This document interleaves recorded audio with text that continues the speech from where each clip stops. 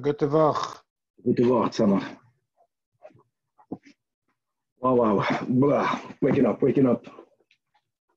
I'm going to be in New York this week. It'll be 9 a.m. for me from now on for a few weeks, so good. Focus on the hate. Amen, thank you. How are you? Baruch Hashem. Baruch Hashem.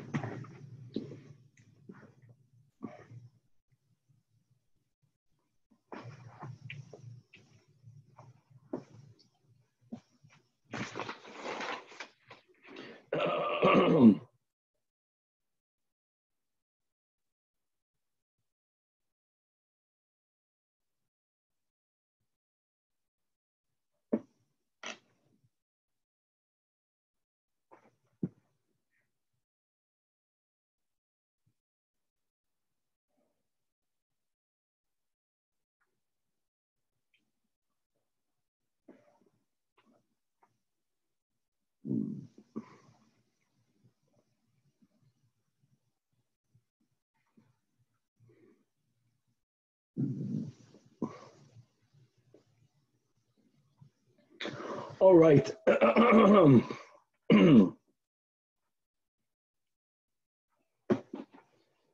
With the help of Hashem, we are learning Shabbos DAF Kuf Chai. We are going to be learning about the Gewaldigkeit of preparing food for Shabbos. We're going to be learning the Machloekes between the Chachamim and Rabbi Chitka, how many meals one has to eat on Shabbos. L'kula alma, we have to eat on Shabbos more meals that we eat in the weekdays. The question is 3 meals or 4 meals. We're going to be learning about the criteria to determine the eligibility for different forms of public assistance. In the times of Hazael, every community had 2 different types of charity funds. One is called a Tomboy. A Tomboy is what we would call today a soup kitchen. People would daily donate for the Tomboy, and the Tomboy would distribute every day for those who were in need 2 meals, because it was common that people ate then 2 meals, one in the morning and one after it got dark. Then aside of the Tomboy, every city had what's called a kupa. A kupa is a money fund. This was designated for people that were ashamed to take food as a form of charity. It's more dignified to receive money. The kupa fund was distributed not once a day food for that day, 2 meals, but the kupa was distributed, my friends, every Friday, and they gave people money to buy 14 meals. And we're going to try to put that together with either Shabbos you have 3 meals or Shabbos you have 4 meals, and we're going to figure out how is it shaykh that a person should live off 14 meals, every week. I get it, 7 days a week, 2 meals a day is 14 meals, but Shabbos l'kula alma, you have 3 meals or you have 4 meals, so the kupra should have been giving you, I don't know, money for 15 meals, money for 16 meals. We're going to figure that out. We're going to learn the concept that kol hama'an neges HaShabbos, kol hama'an neges HaShabbos al penigla means that you don't limit the amount of money you are spending l'kavod Shabbos. That just like, for example, we had in Bayam, with less details, DAF Tezayin, that even though all of our parnassas determined Rosh Hashanah or between Rosh Hashanah and Yom Kippur, but what does not get included in that cheshbon is the money we spend Shabbos Yom Tov. Here we go into more details, that people that don't limit their expenditure for Shabbos, God blesses them, begashmias, bligvul, moededik. We're going to learn more details about Oynik Shabbos. We're going to go into another sugya, me'inyan le'inyan, that kol ha'koyra halal b'chol yoim, harei ze mechalef u'megadev, oy gewalt. Saying halal, we're speaking halal, tehillim kuf yud gimel, through and including kuf yud ches, every day, you are actually belittling God, God forbid. You are actually, it's tantamount to blaspheming God. In other words, halal is a reaction that we feel when we witness a miracle above nature. Miracles above nature don't happen every day. But we're going to learn a lot more details in the Gemara. we're going to have phenomenal statements of the Tana Rabbi Yossi. Statements that he began with the words, Yehei Chelki, may I merit being part of, and he's going to give various beautiful mitzvahs. It's going to lead us into the concept of Avuch, but my Havazor Tvei, which is a theme that the Alter Rebbe speaks about in Igeres HaKodesh Zion, as we'll learn, and a lot more on this daf. We left off on daf Kuf Yud Zion Amid Beis at the end of the medium, the last line of the medium size lines, right, which is really 7 lines before the bottom of the Amid, beginning with the words Rebbe Zera. Okay, so Chevra, here we go. You know, it's all on the sugya of foods l'kavod Shabbos, and this is included in the mitzvah of Oineg Shabbos. Says the Gemara, Rabbi Zera have a batzar akula sherusa. That Rabbi Zera, when he would break a piece of challah after he would make hamoitzi, now that we just finished learning about you have to have lechem Mishnah, even though you only break from one of them, but he would break a very large piece of bread at one time, and that's for sure, moedik, if you have guests, you set the tone, right? You cut little chalalach and you give everyone a little slice of challah. That's one type of meal. He would cut a gezunta piece of challah, and that would, in other words, he would be readying himself of eating a large amount of food, and then the ikar su'ud that there was with bread. If you cut yourself after you make hamoitzi as a zaftik piece of challah, you look like a gluten. So Amalei, no. Since every day in the weekday, he didn't customarily cut for himself at one time such a large piece of it, and it's only and he's only doing it l'kavod Shabbos. So clearly, he doesn't look like a gluten. It's clear that he's cutting that amount of bread l'kavod Shabbos.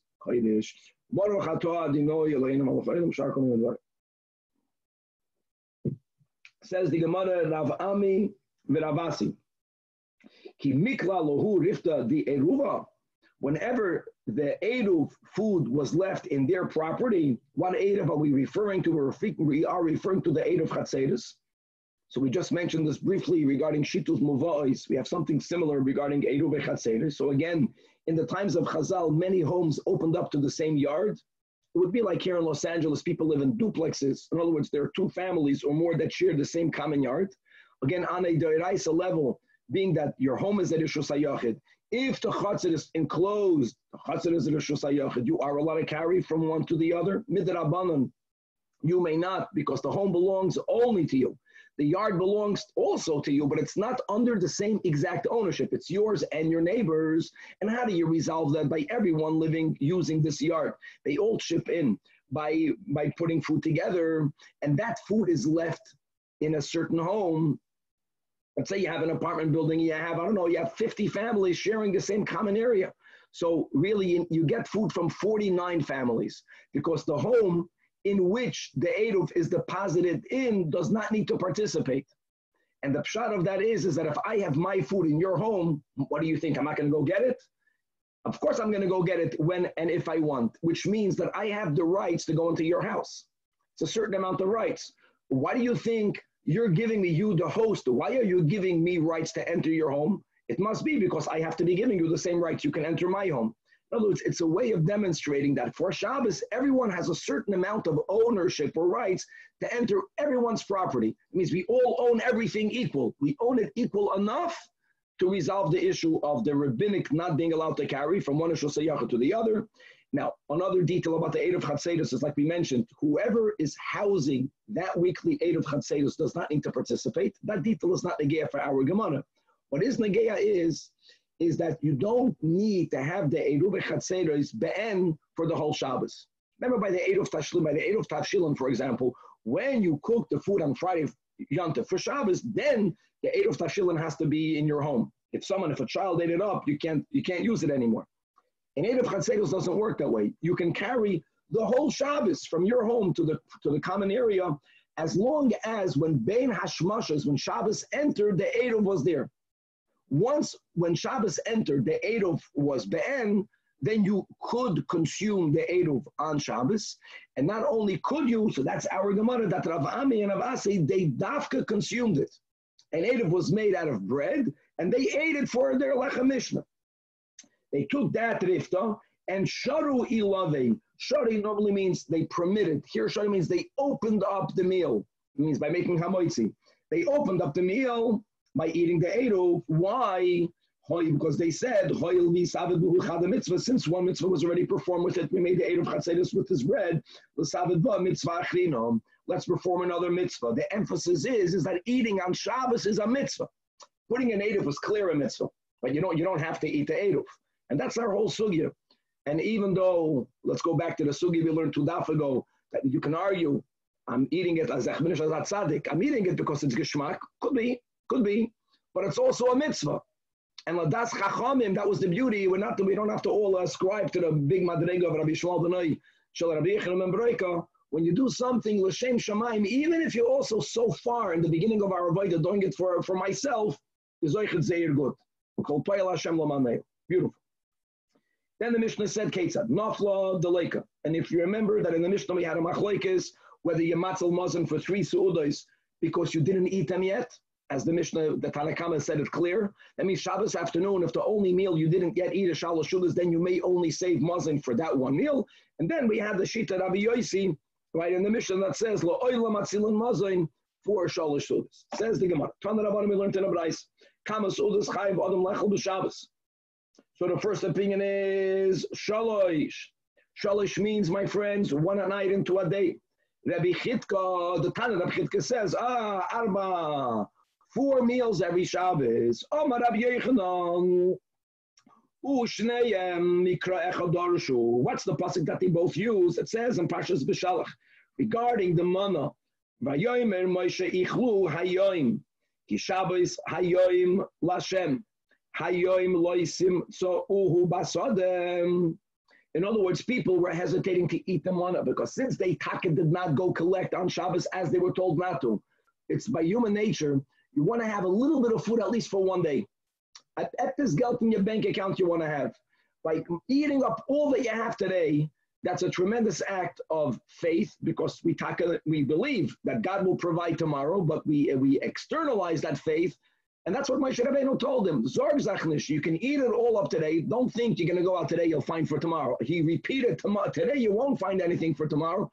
Nevertheless, that is the toichen of the pshat of the pasuk. Now look, it says the word hayoim in reference to eating 3 times.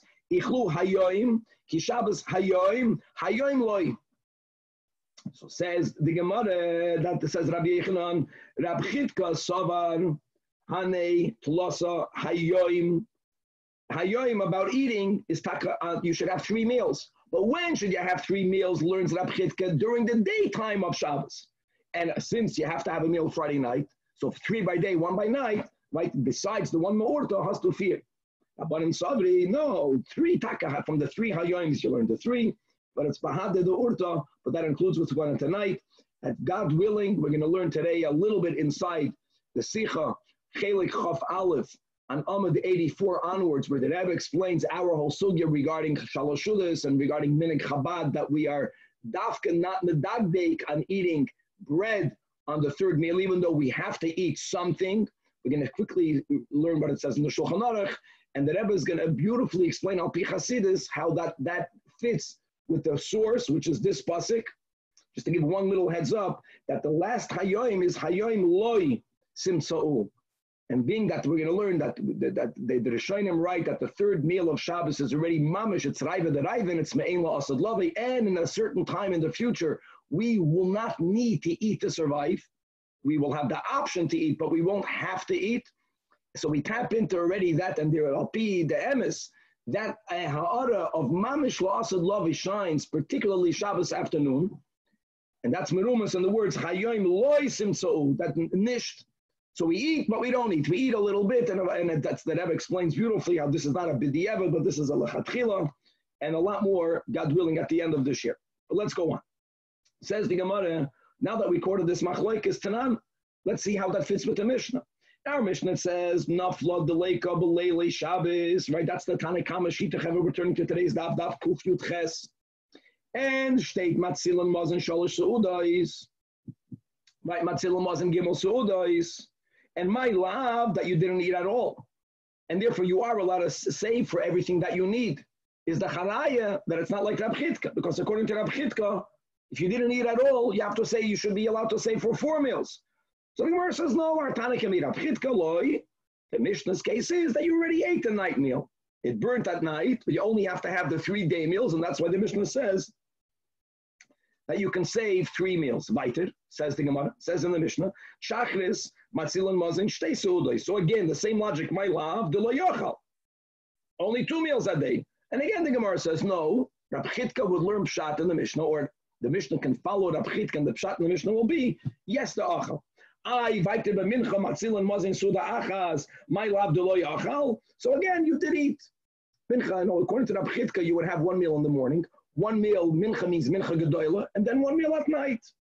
So the Gemara says, well, from the Reisha you can't prove, but look at the Sefer. Midik Tani Sefer. At the Tana Rabbi Yosi Oimer lo oilam matzilin mozoin gimel suudais is mechlal the Tanakama shaloi svirolei.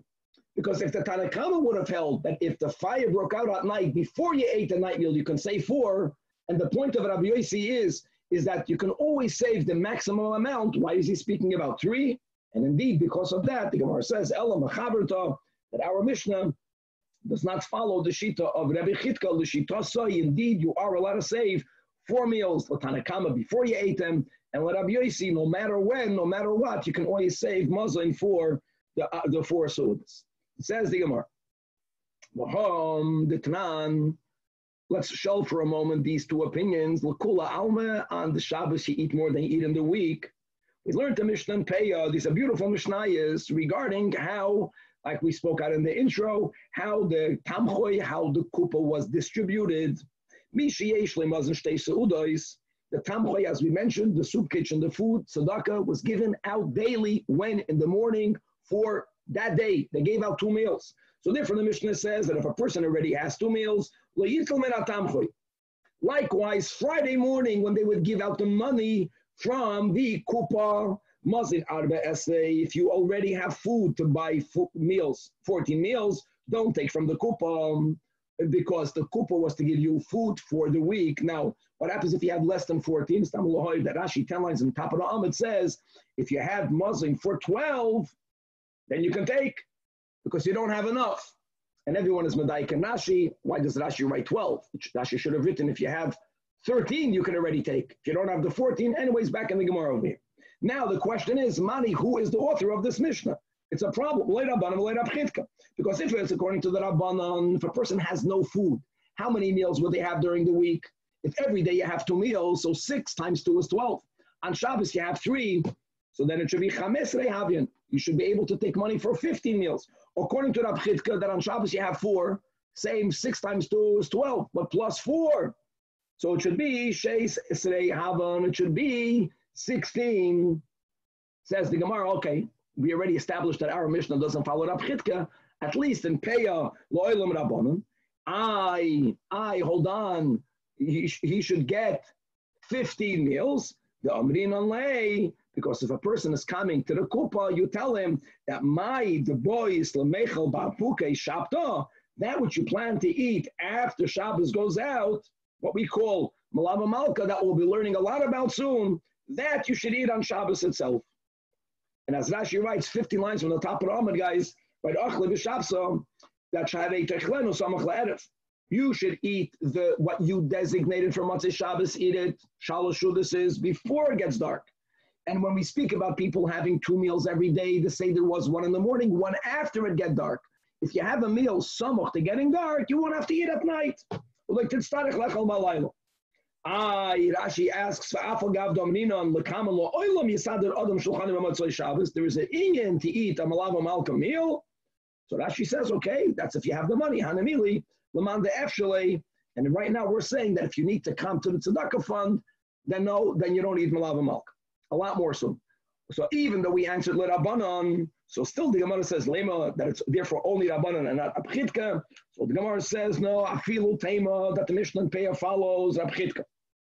Just like you tell him to eat the malava malka meal, Shabbos late afternoon, for the 3rd meal with Rabbanan, for Abchitka, this person can stretch 14 meals by having 4 of them on Shabbos, which means aside of what you tell him Matzah Shabbos to eat it on Shabbos, at the end of Shabbos, the Amirin and you also tell him that my the boys that which you plan to eat Friday, the Friday morning meal, eat at night.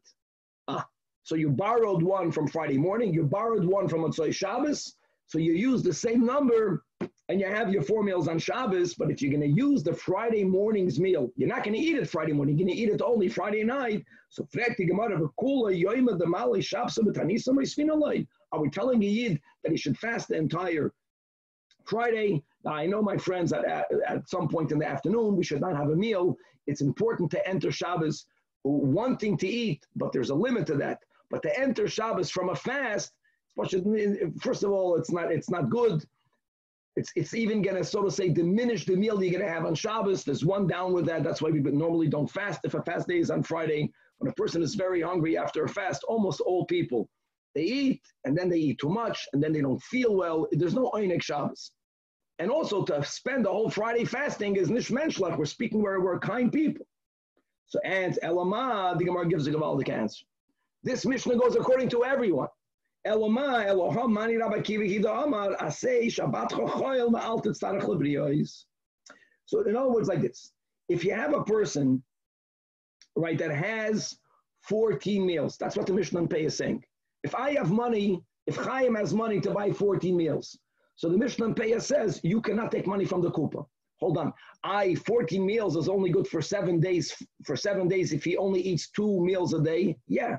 If a person has borderline money, for him not to need to take money from charity, on that Rabbi Kiva says, Asay Shabbat Chochoil, don't eat 3 meals on Shabbos, don't eat 4 meals on Shabbos, eat 2 meals on Shabbos. V'altet starach lebriyos. That's the Mishnah and Pei. But on the other hand, the moment a person now is obligated, he needs to take money from the kupa, then he doesn't take 14 meals. That's the word. Once you take money from the kupa, then you take 15 meals or you take 16 meals, because Taki, you need to have 3 meals for Shabbos and a Malava Malka, as well as you have to eat Friday day as well. Beautiful. But let's go weiter. And this is weiter over there in the same Mishnah and Peyam, that when an Ani passes through our town, here also they would give him every day food for 2 meals, even if we did not know if he's staying here tonight. But there's a concept of Seder Laderech. We have this in Brachas, right? So if an Ani comes now, you give him 2 meals, he'll eat 1 now, and at least when he travels, if he'll travel today, he's going away with 1 meal, which is good. So what is the Mishnah? One of the words that the Mishnah uses for giving him food for 2 meals is give him, right? Don't give him less. You can give him more, but don't give him less. Mikikoir, from a loaf of bread that costed you 1 pudyain. Now, how much bread is that? So the way the Mishnah speaks is that in a locale that for you can get with 1 selah for sa'in, that cheshbon, that ratio will afford you a bread that you'll pay 1 pudyain. The bread will have the volume of 6 eggs, which is the minimum amount of food that people ate for an entire day. Having a half a loaf for breakfast, volume of 3 eggs, and having another half a bread, half a loaf of another 3 volume of 3 eggs at night. The kid said you have to give the person meal for food for 2 meals. On top of that, says the Mishnah, Lun, if this Yid is planning to stay overnight, then the city has to give him also noisnaloi parnasa selina. You have to give him the parnasa for to sleep over. The Gemara is going to explain soon what that means. The im Shabbos, but if he's also planning to spend Shabbos in the city, then noisnaloi mazin gimel suudas. So here again, you are trying to insist that that's a Mishnah and Pei can go l'kula alma. Over here again, lemer rabbanan evil rabchitka. So says the Gemara, no, kamir rabchitka. But the whole case over there is that a Yid is coming to town. He might already have with him food for 1 meal. Like we mentioned, just like if he's going through the town, we give him 2 meals, even if he's not planning to sleep over. So 1 meal he eats there, and then when he travels with another meal. So when this Ani came, we presume that he already came with food for 1 meal. So he already has 1 meal. So that's great now. So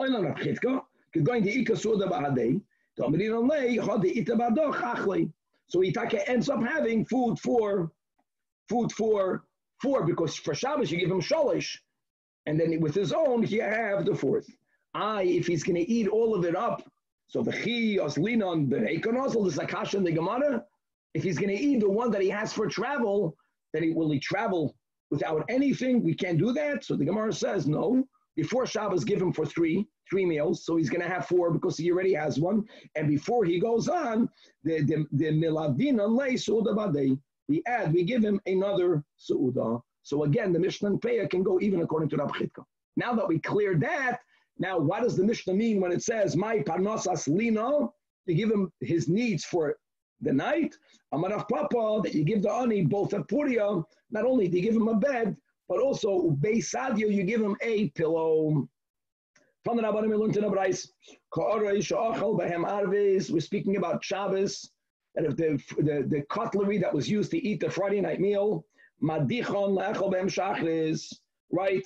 This is not considered a tircha because we're not being toireach. For the weekday, it's not a tircha. The chol, it's not a chana. We are allowed to do work, obviously not violating the malachos. If it is l'kaveh, that Shabbos, you can clean up your cutlery. Likewise, shacharis, when you have a meal in the morning, madichon la'echol ba'gut tzorayim, ba'tzorayim, madichon la'echol ba'hem mincha. Now, how many meals did the Mishnah speak about? Night, morning, afternoon, and mincha. 4. We're going to see it's sabchitka. However, once you have a meal after mincha, then shuv ein madiach parvaz, because then you're cleaning it up for after Shabbos. We don't spend energies and time on Shabbos for something that's needed after Shabbos. Again, all of this is Rab Chivka. However, the Mishnah concludes, Avol, the Brisa concludes, Koisois, the Kitlainiyos, Utzalachiyos, all types of cups and ladles and pitchers. In other words, kalim that are used for drinking. Here, yes, even after mincha you can clean them, because there isn't an end time for drinking. For meals, people have fixed meals. Drinking, people drink the whole time, and therefore you are allowed to clean them even if you're not planning to drink again, because it could be that you're going to have another drinking meal. The Gemara just brought it here to show how we have a brisa that clearly follows the shita of Rabbi Chitka. Says the Gemara, Amar Rab Shimon ben Pazi, Amar Rabbi Shimon Lady Mishum Bar Kapara, Kol Hamakayim Sholish Suudis b'Shabbos. Whoever is meticulous and having 3 meals on Shabbos, Nitzel Misholish Puraniyos, is going to be saved from 3 moments of misfortune, and these are biggies. One is B'Chevloi Shel Moshiach. He'll be saved from the Chevloi Moshiach. Number 2 is Medina Shel Gehinnom. And number 3, Umi Melchemes Goig U'Magoig. It's interesting that here we are separating Chevloi Moshiach and Melchemes Goig U'Magoig, Azoy Yidos, and the person will be saved from all 3. How do we know that? Back to the source of the three hayoims, right? That is the source of having 3 meals on Shabbos or 4 meals on Shabbos, like Rabbi Yechanan explained. The Chevloi Shel Mashiach, because it says over here the same pasuk in B'Shalach, right? Again, Ki Shabbos hayoim Lashem, hayoim lo yisimtzau basade. So it says the word yoim. It says over there regarding Chevloi Mashiach, Hine nechishlech lachem es Elyahu Navi lifnei bayoim. Medina shall Gehinnom, Avaited, it says here the other Yoim, and it says over there regarding Gehenim that Yoim Evra HaYoim Ahu, it's going to be a day of anger. And Melchemes Goig U'Magoig, it says here the word the 3rd time Yoim, and it says over there Bi Yoim Boy Goig. Okay. Amar Rabbi Yechanan Mishum Rabbi Yosi. Kol Hama'aneg Es HaShabbos. My friends, here in Nigla, Ma'aneg Es HaShabbos is speaking about people that spend without restraints money l'kavod Shabbos. Whoever spends money without restraints for Shabbos, he's rewarded, as we'll see clearly in our Gemara. Now, we are familiar with Asher. We will see that in our sugya, that's dafka referring to Maisris and Eretz Yisrael, and the main way of becoming wealthy outside of Eretz Yisrael, if it's not through being Machaveh Torah, it's going to be through spending money dafka for Shabbos. So Kol Ma'aneg Es HaShabbos, he gets back Nachla, also big Alpinigla, big Pashas, it's Gashmias, B'li Mitzarim, without any limits. Why is that? Because as we steht aus tisaneg al Hashem, v'hir chavticha al b'masi aretz. Right? This is regarding the Koras al Shabbos oinig, and the pasuk continues that will be granted oinig with Hashem, and Hashem is going to write us right on the heights of the world, and we're turning the Amid, Afkuf Kit Chesam Abeis, V'hachalticha, Baruch Hashem, we're getting somewhere. Nachlas Yaakov Avinu, and God is going to feed us the Nachla of Yaakov. What does it mean? Why not of Avram and Yitzchak? So the Gemara is Medayik, Lui Ka'Avram, Shekosov Boy Kumisalach Ba'aretz. Now Ba'aretz, written in the pasuk, the promise to Avram Avinu was B'Lashon Yachid. Even by Yitzchak, where Hashem went from Lashon Yachid to Lashon Nabim, what does it say? Good. Lashon Nabim. But Rabim, plural, doesn't mean infinite. But by Yaakov, it says, God didn't mention a land. It's taka limitless. And this is connected, right, to being ma'aneg as a Shabbos. Rabbi Yitzchak, Rab Nachman Yitzchak Amar, aside of that, they're not arguing, Nitzoil Mishivut Golius. It says over here again regarding the Koras al Shabbos Oinig, the Hir Kafticha al B'masi Aretz, that Hashem is going to write us on top of the heights of the world. And it says, Va'ata al B'moisei Moisid Roich, right, that you're going to write on top of your adversaries. So that's the concept of Shivut Golius, and we'll write above them, it lifts us up. Amar Rabbi Yehuda Marav. He's granted not what he needs, he's granted what he desires. As it says,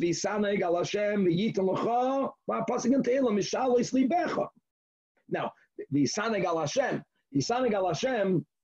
how do you know that we're speaking about Oinig Shabbos? So Oinig Zeh, Einig Dea Mahu. So says the Gemara that Kishu when it says this pasuk again in Yeshaya, the Koras al Shabbos Oinig, Oinig is connected to Oinig Shabbos. Have a Oimer Zeh Oinig Shabbos, and for that, Nois Naloi, right Mishalois Liboy. Now again, Oinig, what does Oinig Shabbos mean? I'll be pashas. But me ma'angoi, it's gavaldik. Nachla b'li mitzonim. You're not gonna be subject to Shibud Golius. So what does it mean? So the Gemara says, Rabbi Yehuda Bereid Rab Shmuel Bar Shila says in the name of Rav that betafshil shel terodin. Gavaldik. Borscht. You Russians. Borscht. The dogim gedem, big fish. The Rosh Shulam and ganze heads of garlic. The Gashmis to eat that, which gives you oinig.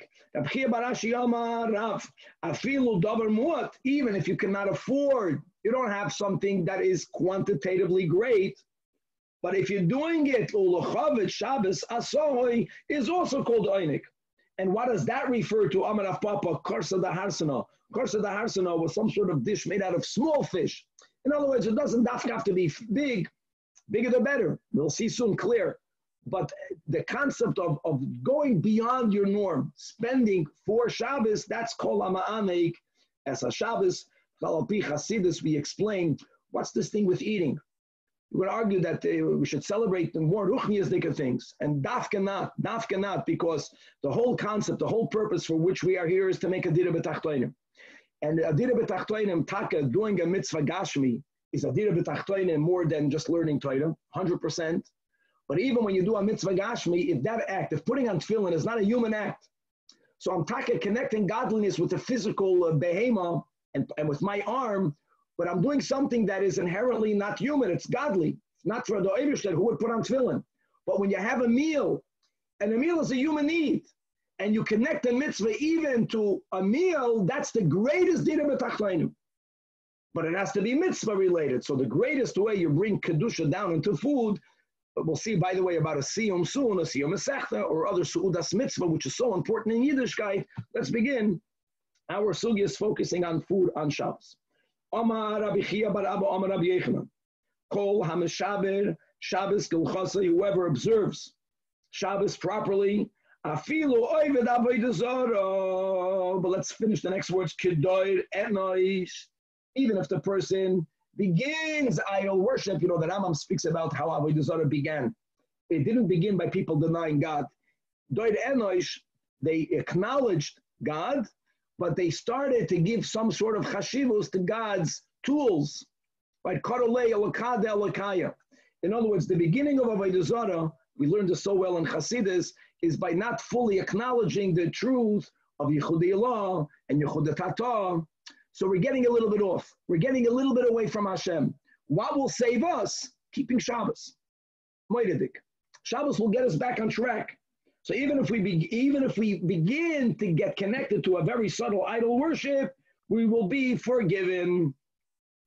As it says again in Yeshaya, Ashrei Enosh Yasazois Kol Shomer Shabbos Mechalaloi. I'll be pshat. What's Ashrei Enosh? If you guard the Shabbos, not to profane it. So here says the Gemara, Al Tikra Mechalaloi. No. If you keep the Shabbos, you'll be machul, even for a very subtle idol worship. It's amazing that our next daf, in the same exact place, Kuf Yutes Amid Beis, on top of the Amid, the same, we're going to have the same Rab Chia Bar Abba Amar Rabbi Yechanan regarding another mitzvah that also saves us or achieves for us mechila for a certain subtle level of idol worship.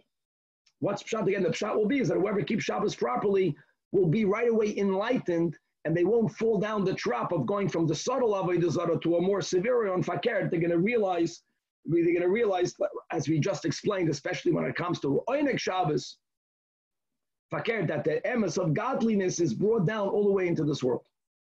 Had we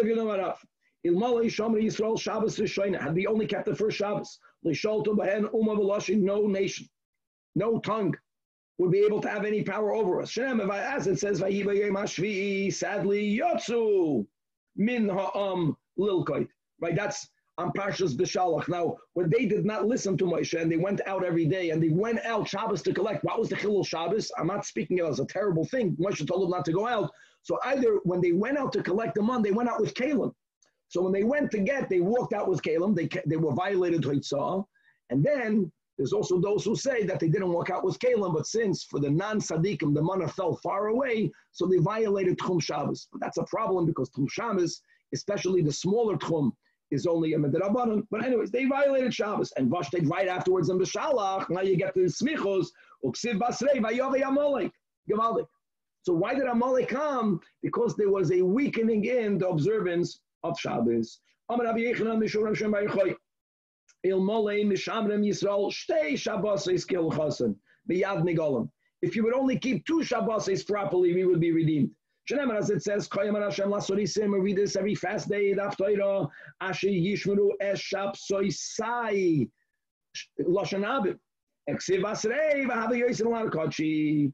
are other chazals that speak about if we would only keep 1 Shabbos, and amongst many other areas, there's a beautiful Sikh of the Rebbe that explains that they're not arguing these chazals. They're both speaking about 1 Shabbos, but every Shabbos has 2 levels to it. There is the external Shabbos and there is the inner Shabbos. And we mentioned this not that long ago, and as we'll have it here in a moment, there is Shavisa, even from Dibur of Chayil, L'iyah Diburcha, the way you speak in the weekdays. But then there is a higher level of keeping Shabbos, is not even to think about mundane things. And that's that Ashbi, that is always the Yid, like Rab Shimon, that looks also at the Pnimius. So for him, Shavisa is not enough. The Chitzoni is the Shvisa, the Shabbos Achas Al Pi Halacha, right? But it is the deeper level of Shabbos, and that's the Shtei Shabbosis in the same Shabbos. So explains the Rebbe. Right. Yehei Chelki. Now we're beginning with Yehei Chelkis. Yehei Chelki means that he's wishing upon himself that he should have the merit to be part of those who have that special mitzvah. Yehei Chelki ma'oichli shalish su'udas b'Shabbos. May it be my portion of those who eat 3 meals on Shabbos. So I would like to stop over here. We still have a little bit of time. And again, we mentioned in the intro, we're learning Chelik Chof Aleph. L'kutei Sichas Chelik Chof Aleph, Amid 84. That's B'Shalach Beis. Right, the Rebbe quotes this Rabbi Yossi as it's Yodua, that the Rabbeim were not medagdek to eat challah, to eat bread for the 3rd meal, even though, remember, Chavre, it's extremely important to eat something. They were toyim something. But the Rebbe wants to figure out how does that fit with this Rabbi Yossi that says, Yehei Chelki, right? Yehei Chelki me'oichlei sholish su'udas, which al pi pshat, you would think that a su'uda means a meal, means washing, a meal of bread. How does that fit together? So first of all, the Alter Rebbe quotes in Shulchan Aruch, you have shittas that allow a person to have a su'uda that is not from bread, and even not from a Zionist, but you have to eat something. Eloma, it sounds like a b'di'evet. The Rebbe quotes, he quotes what it says in Hasidus, which is originated from a Lavush and other sources, that as we mentioned, the whole source of 3 meals, we just had the sugya now, both Sailat of Chitka, Sailat Chachamim is from the Hayoims, and the third time that it says in the Shalach Hayoim, it says Hayoim, Loi Simtza'u, today you will not find, so the Hayoim Loi, as we spoke out, that since the third meal, I'm going to read a few lines in the Sikha, right? The Hasbara, Plinius, the Fun, the Mevorim Chasidus, the Dritte Suda from Shabbos is connected to the Shabbos, the loss of loving. And this is brought down on the Bach. And regarding loss of loving, it says, Olam Haba, Ein Boy Lo Yachilam Lo Shasiyam. The Amshach is demoed from the level of Ayin, Hayoim Loi. And we have a koyach to tap into that by eating, but not eating bread. So it taps us into that real Shabbos de la'asid lavai. The problem is that the Rebbe doesn't accept this to be enough of a biur because it's a b'di'evet, it sounds like. So the Rebbe first of all brings it in a Shulchan Aruch. In Shulchan Aruch it says that if a person does not enjoy to eat on Shabbos, Adam sheho'achila mazekes loi, if a person has pleasure from not eating, not only is he not obligated to eat, but Alter Rebbe paskins it's almost prohibited because you're not allowed to bring yourself and having tzar. So since you know that this meal is connected already, there's a ha'ara of Raiva the Raivan of la'asad lavi, and therefore you don't want to eat, you want to tap into that koyach of living without eating. So since you have tzar, so to say, by eating, so it's not a b'di'evet. And then the Rebbe gives a gavaldic point. So why do you have to eat at all? I mean, you have to. How do you jive? You have to eat. And Rabbi Yossi said the words "Yehei chelki me'oichlei." But the Rebbe explains that even la'asad lavi, when there'll be a time where we won't have to eat, first of all, we will be able to eat, and most importantly, it doesn't mean that then we won't give chashivus to the body. We will give chashivus to the body. The opposite, that there the neshama will get its nourishment from the body. And the way we show that we will be machshiv the body is by giving the body oinik. And the body is a holy article of God in a positive way. This is l'shem shamayim. So the Rebbe is medayik that Rabbi Yossi for sure understood that there is an inyan on one hand to tap into that high level of godliness where you don't need to eat. Elomai, he still went ahead and he ate nevertheless. To emphasize that even la'asad lavai, there's going to be a tremendous chashivus of the gashmi, and that will be expressed by giving it some food. So you have to make this balance. You want to emphasize that you won't need to eat. On the other hand, you still want to give chashivus to the physical world, and that allows you to tap into the ayin, to the hayoim loi. And the Rebbe says that's the meaning of this Rabbi Yossi over here, and the ayin shom and the sicha, more details. Weiter. The next statement of Rabbi Yossi, Amar Rabbi Yossi, may it be my portion of those who complete the halal every day. The havamin of the Gemara is halal is what we call halal, right? B'chal there's halal hagadol, but the halal here means Tehillim kapitlach kuf yud gimel ad va'ad b'chlal kuf yud ches, and on that the Gemara says, one second, v'amar mar koil halal b'chol yoyim harei ze mecharaf ha'megadef, right? Overly complimenting takes away the whole koyach of a compliment. Overly praising, it takes away the koyach of the praise. So the Gemara says that ki ka'amrin, and what was Rabbi Yossi referring to? The halal that we say in Psuka de Zimra. The Psuka de Zimra, and like Rashi says, for some reason, Dafke, Kuf, Mem, Ches, and Kuf Nun, these are two Kapitlach Tehillim. Many others have the words Halaluka.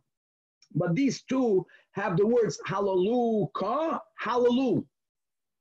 Not Halali. Halaluka, Halalu is Kuf Mem Ches and Kuf Nun. And the way we understand in Hasidus is that you have thanking God for that which happens L'mayla Miderech HaTeva. Then you have thanking God for the miracles that happen B'derech HaTeva. That's the latter one. That is Yehei Chelki. that in the laws of nature, you see godliness that you have to acknowledge every day, and that is happening the whole time. The Hazael that are koida halu b'chol yom is regarding a nes that's l'mayla midat hachateva, as was the miracles that happened when we left Mitzrayim. They were not natural miracles. They're not explained by the laws of nature the way the Koifrim say. These were nisim that were l'mayla midat hachateva, and that you only say if indeed there was such a nes. And that's the link. And the same coming back to seeing godliness in the world, that even also loving when we won't have to eat. No, but there's according to Shitas Ramban, the whole Olam Haba, the ultimate Olam Haba is dafka going to be in this world, because there's something dafka, there's a gilui of atzmus that happens only through the Gashmi. So therefore, even also Levi, when we won't have to eat, that he's going to eat. And that's the third meal now, to be a min hageno. There's nothing, we're not, by the way, it's not that we may not wash, God forbid, is that we don't need to wash. But we have to be toying something. Being toying something is showing of the unique link between godliness and the physicality of the world of having a meal. And that link is what leads us to thank God every day for the godliness that is revealed dafke inside nature. Maybe my portion to daven with the redness of the sun. We have this in brachas, both shachris, whether he's referring to vasikin or according to some dafka not vasikin, because vasikin you say the Shema before the sunrise. And according to some understandings of Dimdume Chama is a little bit after sunrise. But he would daven early in the morning, Shachris, and he would daven Mincha Dafka very late. And there's an inyan in that. We call this a Belza Mincha. Dafka very late, and not Mincha Gedoyla, not the beginning of Mincha Ktana, but he would daven Mincha all the way at the end. And there's in Yanam Alpi Kabbalah for that the reason why Begashmi is the sun is reddened both by sunrise and by sunset. It represents a tremendous amount of chesed and a tremendous amount of gvura. And no matter what phase in life we're going under, right, sometimes when it's too good for the person, God forbid, we can forget about the Eibishter. When things are, that's the sunrise. It's red. It's pouring gashmias. It's pouring brachas. Thank God. The concept of it becoming dark, it's very dark. You're losing it. Vited, thank God. Always turn to the Eibishter. That was Rabbi Yossi. Both in good and bad, he always saw the godly hand in it. Mitzvah lispal im dem dumichama. And Amar Rab Zera Maikra, guys, we had this in brachas when it says in Tehillim Yira'ucha. Yira'ucha doesn't mean you should be seen. Yira'ucha means from Moira Yiras Hashem, that we are praying that Hashem should be revered. That means that we should express our reverence to Hashem im shemesh, meaning by sunrise, and also v'lifnei yoreach, before the moon comes out, which means right before it gets dark, doir doirim, forever. That should be the seder. No matter what, the shinuyim in the generations, like we explained, both in good and bad, even in their extremes, we always see the godly hand in it. May it be my portion amongst those who pass away from from intestinal disease. The Amar Mar, we have this statement, Chevre in Ashkafta the Rebbe, writing Subas Daf Kuv Dalet, that Ruban shall tzadikim meisim b'choyle ma'ayim. And why is it that Ruban shall tzadikim misasim b'choyle ma'ayim? Either it is because there's a lot of Yisurim with choyle ma'ayim, and Yisurim are memarik, or we have look inside the top toisvis, right? Perish b'kontris lamarik avanisayim. Says that he is passing away, is leaving this physical world. You're leaving your body. The body itself should be clean. And what cleans out the Gashmi is the body. Is if there's a lot of intestinal illnesses, obviously this has to do with the opposite of being constipation, then the body, when it's buried, is buried nikiyim. In any event, Yehei Chelki. V'Amar Rabbi Yossi. That I should, when I pass, I should be on the way doing a mitzvah. It doesn't contradict at all that in Shluchim Mitzvah and in the Zaken, we learned so many exceptions to that. Be that as it may, in other words, that, how do you know, Shuv Yom Echad L'Fnei Misasach. Pirkei Avos. So how do you know when you're going to die? That's the point. The point is that you don't know when you're going to die. Do tshuva every day. Live a life of being involved in mitzvahs. Have a meaningful, purposeful life always. And then you'll be mechalkim. When for the time will come, you're going to be involved in doing a mitzvah. The Amar Rabbi Yosi, Yechelki, mi machnisei Shabbos b'Tiveria, u'mamoitzoi Shabbos b'Tzipoidei. Tveria, that was in a valley. So for they took on Shabbos a little bit earlier. Pashid, because for them, the Shkia was earlier. Tzipoidei, which is all the way on top. For them, Shkia is much later. So in Tiveria, they brought in Shabbos earlier than regular. In Tzipoidei, they took out Shabbos later than usual. Do both. Expand the Shabbos, both B'chnisasi and B'yitziasi. No, Rabbi Yosi. Yehei chalki b'moishivi beis hamedrash v'loi b'mamide beis hamedrash. Every beis medrash has to have two types of mashgichim. The ones who say Chevra, this man is beginning. The say that is beginning, you call everyone in. Then you have to have someone in the beis medrash when the time is done. They didn't have watches then. You have to notify the oilam Chevra, it's time to go eat lunch. Both people are needed. But the bottom line is one is getting everyone to learn, and one is telling everyone that they have to leave. Yehei chalki, to be from the ones who get everyone to sit down. And even though the other function is important, not me, let someone else do that. May I have the merit to be the ones who collect tzedakah, because when you collect tzedakah, what wrong are you doing? You're collecting the money. But because as we just learned above, the machalke tzedakah, they needed to discern who needs the money, who doesn't. So if someone who distributes tzedakah sometimes cannot give to someone who actually needs it. Don't take that position. You get the money and let someone else be the one to determine who should not get the tzedakah.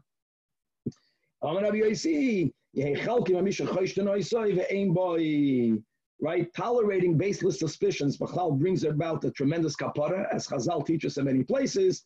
And I want to yechelki one. Amar of Papa, when he heard that statement, I already went through that experience that I was suspected of something, but now what is he referring to? So many, amongst the many suggestions, says the Manal, that this is referring to a story that we have in Bava Basra Daf Yud, that Rav Papa was once going up or down a ladder, and he almost slipped, and he almost got hurt. And that was interpreted as, Rav Papa really did something for which he would deserve to get hurt. So the Olam says to Rav Papa was very wealthy. Mistame, one time, Epis, you didn't give enough tzedakah. And Rav Papa, and that's what people said, and he was quiet.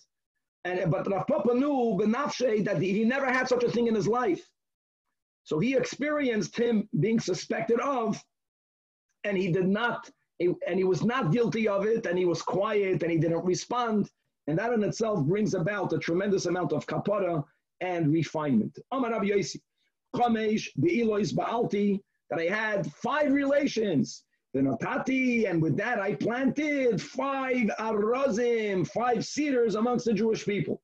It sounds like he only had relations with his wife 5 times, as Mashma, the Gemara will clarify in a moment, and every time he was matzliach in giving birth to another great Tana. So first of all, who are the 5 cedars, man inun? So the Gemara puts it together. Rabbi Shmuel Rabbi Yosi, Rabbi Elazar Rabbi Yosi, Rabbi Chalafta Rabbi Yosi, Rabbi Avtilas Rabbi Yosi, and Rabbi Menachem Rabbi Yosi. So hold on. We know from other Chazals that this great Rabbi Yosi had a son called Vardimas. And here, so Lochayda, that's a 6th. So the Gemara answers, no, Hainu Vardimas, Hainu Menachem. No, that was the same one. And why? Really, his name was Menachem. Why did they call him Vardimas? Shepanav Doimen Levered. Right? His face looked like a rose. What's a rose? Rose means that even when you're right, even when there are thorns all around you, that you remain distinct. It doesn't affect you at all. And that was the koyach. That was the koyach of his son Menachem, that no matter in what setting he was in, not only like a chassid machta sviva, so when you're busy elevating everyone else, you're b'chlal not affected with your surroundings, and that was taka the koyach that the Rebbe invested in all of us as chassidim, which was unique, which is Yilkul Alma unique, that no matter where a shliach goes, where a chassid goes, where someone connected to the Rebbe goes, we have the koyach taka from the Rebbe to be like the rose, but we don't need to be insulated as all the other Fruma Kehillas advocated, and the Rebbe Dafka send out Shluchim of Aratztom, because of this concept of Menachem is averted. Doesn't matter where you are. If you are busy making the Sviva, you won't be affected by the Sviva. Fakert, you will elevate your surroundings. Now the problem is, hold on, Rabbi Yossi only had 5 Be'ilos. Remember that Rabbi Yossi mitzvahs oina lekiyam. We're going to learn in Ksubas, we'll learn in other places, right? That a Talmud oinas, Talmud Chacham, or in Kedushin, I'm sorry, oinas Talmud Chacham is Erev Shabbos, is Friday night. What do you mean? He lived the whole life 5 Be'ilos. So Ella Eiman, no. He was Makai mitzvahs oina. But Chomesh Be'ilos Ba'alti Vishanisi. Remember that Sugya Nida, different segulas of having Dafka ben Zachar. So one of the segulas is, it's not a segula, is that when a person is being medagdeg, right, to give tainuk to his wife, that's the Ba'alti Vishanisi, then God blesses him, blesses the couple to have a son, and indeed there were 5 times that he made that effort, and he was blessed each time that his wife conceived then, and he was Zajac to the 5 children that he and his wife were Zajac to. Amar Rabbi Yossi, mi YOMI lo korisi li ishti shairi. Because when I look at something, I look deeper and I call them out for what they really are. Ishti is basi. And the Rebbe always celebrated that. A woman is the akeres habayis. It's like the foundations of the house. You have no foundations, you have nothing. So he would be mechabed. He acknowledged, he didn't not stop my wife. My wife. It's not about him. That the home is the wife. And to his ox, what's the purpose of the ox is that his entire field, the upkeep of your field, right? You have property. Who cares if you're not going to plow it? If you're not going to work with it, it's going to be a headache to you. No, he acknowledged that the wealth of his field came through his ox. And Amar Rabbi Yossi, he was so modest that he never looked at his male organ. Says the Gemara, that can't be. Because if that would have been the case, then he should have been known as Rabbi Yossi, the Holy One.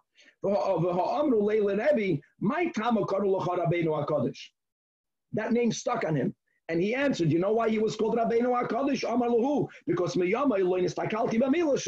so if for not even looking at your male organ, you're called holy, so the Rabbi Yossi should have been called holy. So the Gemara says no. The Rebbe milsachrita havabe. Don't forget, the Rebbe was the one that said, Rebbe was modest. Rebbe had a greater milah, and it was for that greater milah that he was called holy. He just minimized that. What was the greater milah? Rebbe never put his hands lower than his gartel. As you see the minig of all Chassidish Yidden, they stick their fingers in the gartel notes. It's to stay there, not to put your hands.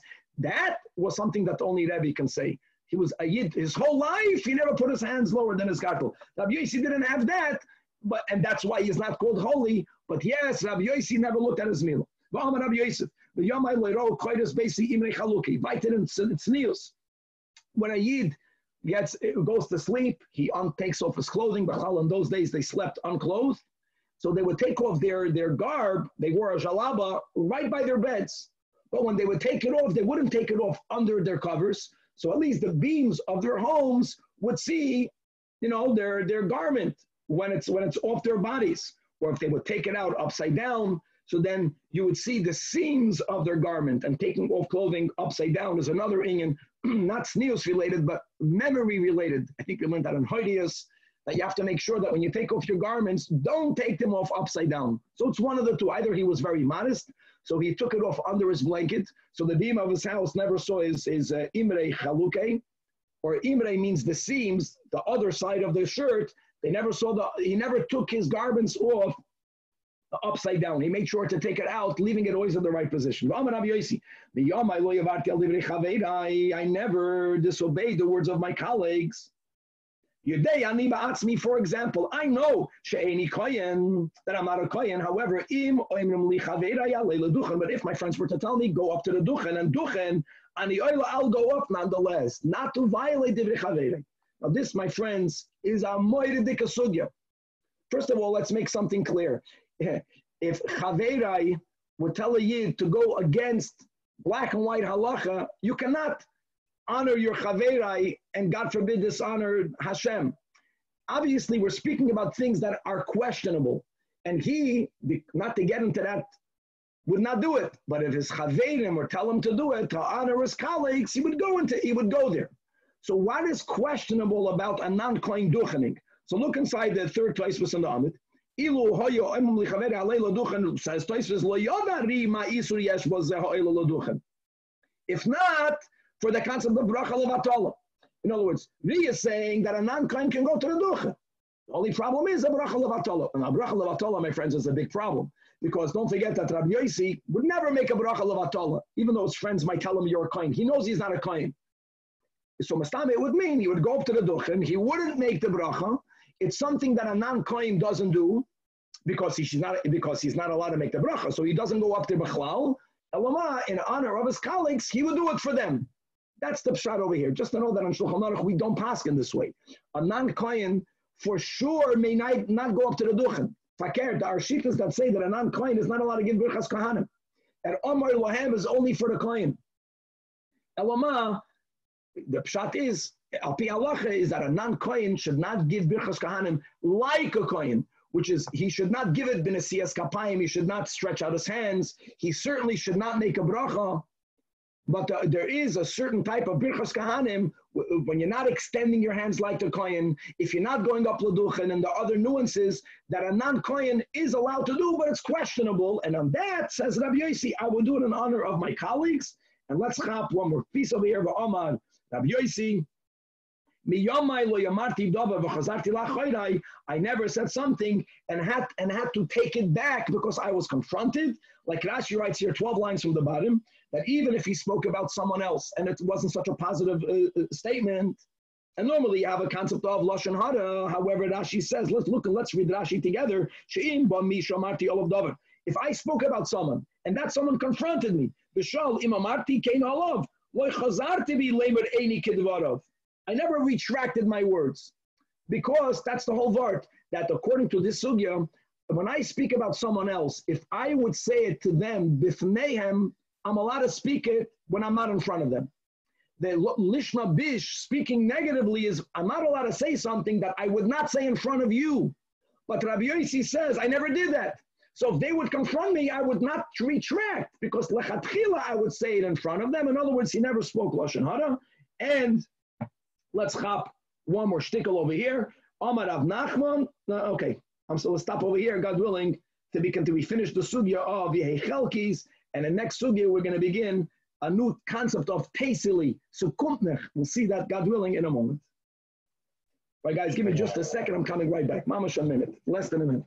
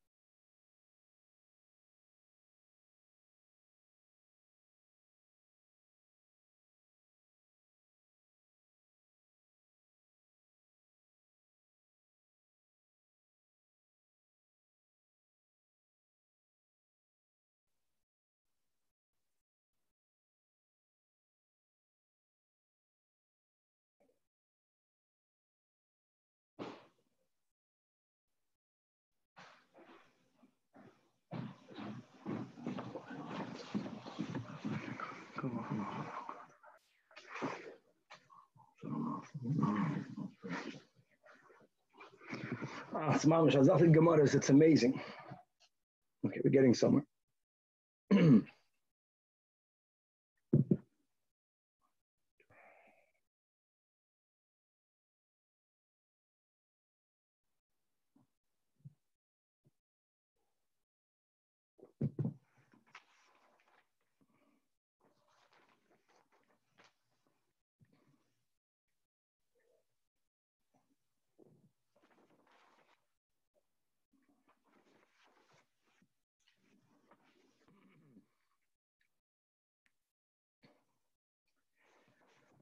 All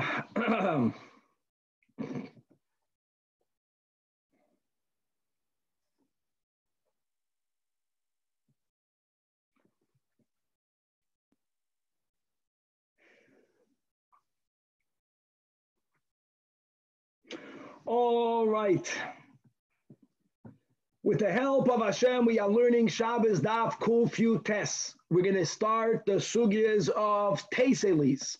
So behemshach to what we learned in the previous shiur about Yehechelkis. Yehechelki was an expression that was primarily said by the Tana Rabbi Yossi. Halavai, I should have a portion amongst those who do these gavaldik, who have those midas toivos and certain beautiful, unique approaches. Peseli is an expression that is saying that since I am already behaving a certain way, so then if a reward comes to me, I earned it. I earned that reward. They're not demanding a reward. They're just explaining why they feel that certain things that came to them, it came because they earned it and not, it was as a nahama dechsufa. We're going to be learning the source in Daf Kuf Yud Tes, why we turn either to the west or to the door when we say Kabbalah Shabbos, or at least now the minig is when we say Boy B'Shalom. We're going to continue to learn ways that we have to prepare ourselves for the Shabbos, even on a Gashmiistic level. We're going to have the famous story of Yosef Moiker Shabbos, or no, Yosef Moiker Shabbos.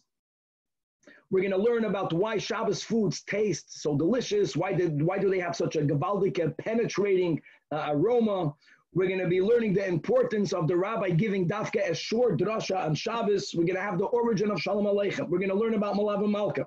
We're going to go me'inyan le'inyan, as we mentioned, this concept of whoever is Shemer Shabbos, even if the person, God forbid, is connected to some sort of subtle avodah zarah, they'll be forgiven. Similarly, we're going to have the same Amoyroim speaking about Kol Ha'ina, Amen Yehesh Me'rabba B'Kol Koichai.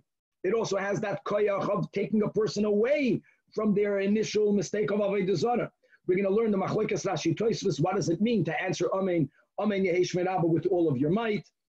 And we're going to start the sugyas of why was Yerushalayim destroyed, including, we'll see the importance of young children learning Torah, Hevel, Tenoiken Shal Beis Rabban, and a lot more. Chavre, we left off again on Daf Kuf Yud Ches Amud Beis. At the end, the last word, 7 lines before the bottom of the Amid, again, we are beginning the sugya of Teisilis Amar Rav Nachman, right? Amar is at the end of the line. Says the Gemara, Amar Rav Nachman. Teisili. Rav Nachman felt that God blessed him a lot. And he also felt that it wasn't a free gift, but it's coming to me. You know why it's coming to me? Because the kaimt sholosh seudas b'Shabbos, because I always had the 3 meals as we spoke out in the last year. We quoted the Sichen Chelik Chaf Aleph, right? First of all, people eat 3 meals with washing, or at least if you're not going to wash, and there's an inyan al pi Chasidus not to wash, but to have something, but to make sure that you have something for Shalosh Seudas. Amar Rav Yehuda. This is not the Amoida. Teiseli, the kaimt iyun tefillah, because I fulfill the obligation of being ma'ayin, of contemplating in prayer. Now we have other times we learned this in brachas. We're going to learn this later in the Masechta, that one of the 3 sins that a person is normally going to fall every day in, subtle sins, is iyun tefillah. The negative iyun tefillah is when a person davens, they feel that God owes them a response the way they want. That is a sin, to feel that God owes me an answer the way I want it. Iyun tefillah pashut means to be mechavan. He davened, Perish Hamilas, he had kavana, he didn't get distracted, and for sure other even higher levels of davening, for that he felt that's a kuntem, the brachas that God gave him. Amar Afuna, Bereder Rabbi Yeshua, Teiseli, the Loisogidna Arba Amas Bigiloy Roish. My friends, here and one other time in Shabbos is the source in Shas of wearing a yarmulke. We're going to learn later the story of Rav Nachman's mother when she was pregnant with him with a kaldoi. Here, Pasha, this is the statement that Rafuna B'Nei Rabbi Yeshua says that you know why I deserve the reward that I'm getting? Because I never walked 4 amas begilui roish. And that's the concept of a yira malka, something to remind us, right, that the Eibishter V'hini Hashem Nitzav Olav. Amar Rav Sheshes, Teiseli, the kind mitzvah tefillin. So come a reward because I fulfilled the mitzvah of tefillin. Hold on. Well, what do you think? That's something unique. Mela wearing a yarmulke then, before it became the minig, at least amongst Ashkenazim, to never walk at all without a yarmulke. Okay, so then it was something unusual. So tastily. But he tastily for wearing tefillin, that's such a basic thing. So Rashi writes, no, that he never walked 4 amos without tefillin. That was the tastily. And likewise, says Rashi, let's go back in the Gemara to the next statement. That's V'amar Rav Nachman tastily, that the kind mitzvah tzitzis, I never walked 4 amos without wearing tzitzis. Today we have the talis cotton for that. And indeed, Omar Lei, Rabbi Yosef, Rabbi Yosef Berei der Rabban, Avuk b'mai zoyer tvei. Gewaldig. Your father, in what mitzvah was he particularly careful in? And as the Alter Rebbe explains in Igeres HaKodesh Zayin, by the Ashreinu Matleif Chelkeinu, that whole letter of the Alter Rebbe is explaining. We also see at the end of the Shemona Esrei, we're saying Chelkeinu b'Seirosecha. What does that mean? That just like every year has his chelik in the world, that his neshama came down to be mevared that location, every year it has his and her chelik in Torah, that they have to learn and they have to be mechadish. Every yid has a specific connection to a mitzvah, to their mitzvah. So it's not that, God forbid, we're going to neglect other mitzvahs, but it is important to discover your mitzvah. And in that mitzvah to be zohir tvei, to shine in that mitzvah more than usual. So what was your father's mitzvah? Amalei b'tzitzis. And indeed, Yom Echad Havakos Alik B'darga. Right, he was going up a ladder, and Ifsik Lechuta, one strand broke off a tzitzis, and he did not go down until another strand was brought to him. So many diyukim. First of all, you learn in Shulchan Aruch, one strand really, if one side, if we take the 4, which we do, and we fold them over, and now we have 8, if one of them breaks, you're good. But he was medagdik. Keeping the halacha is one thing. He went lefnimishul apidin. It's okay.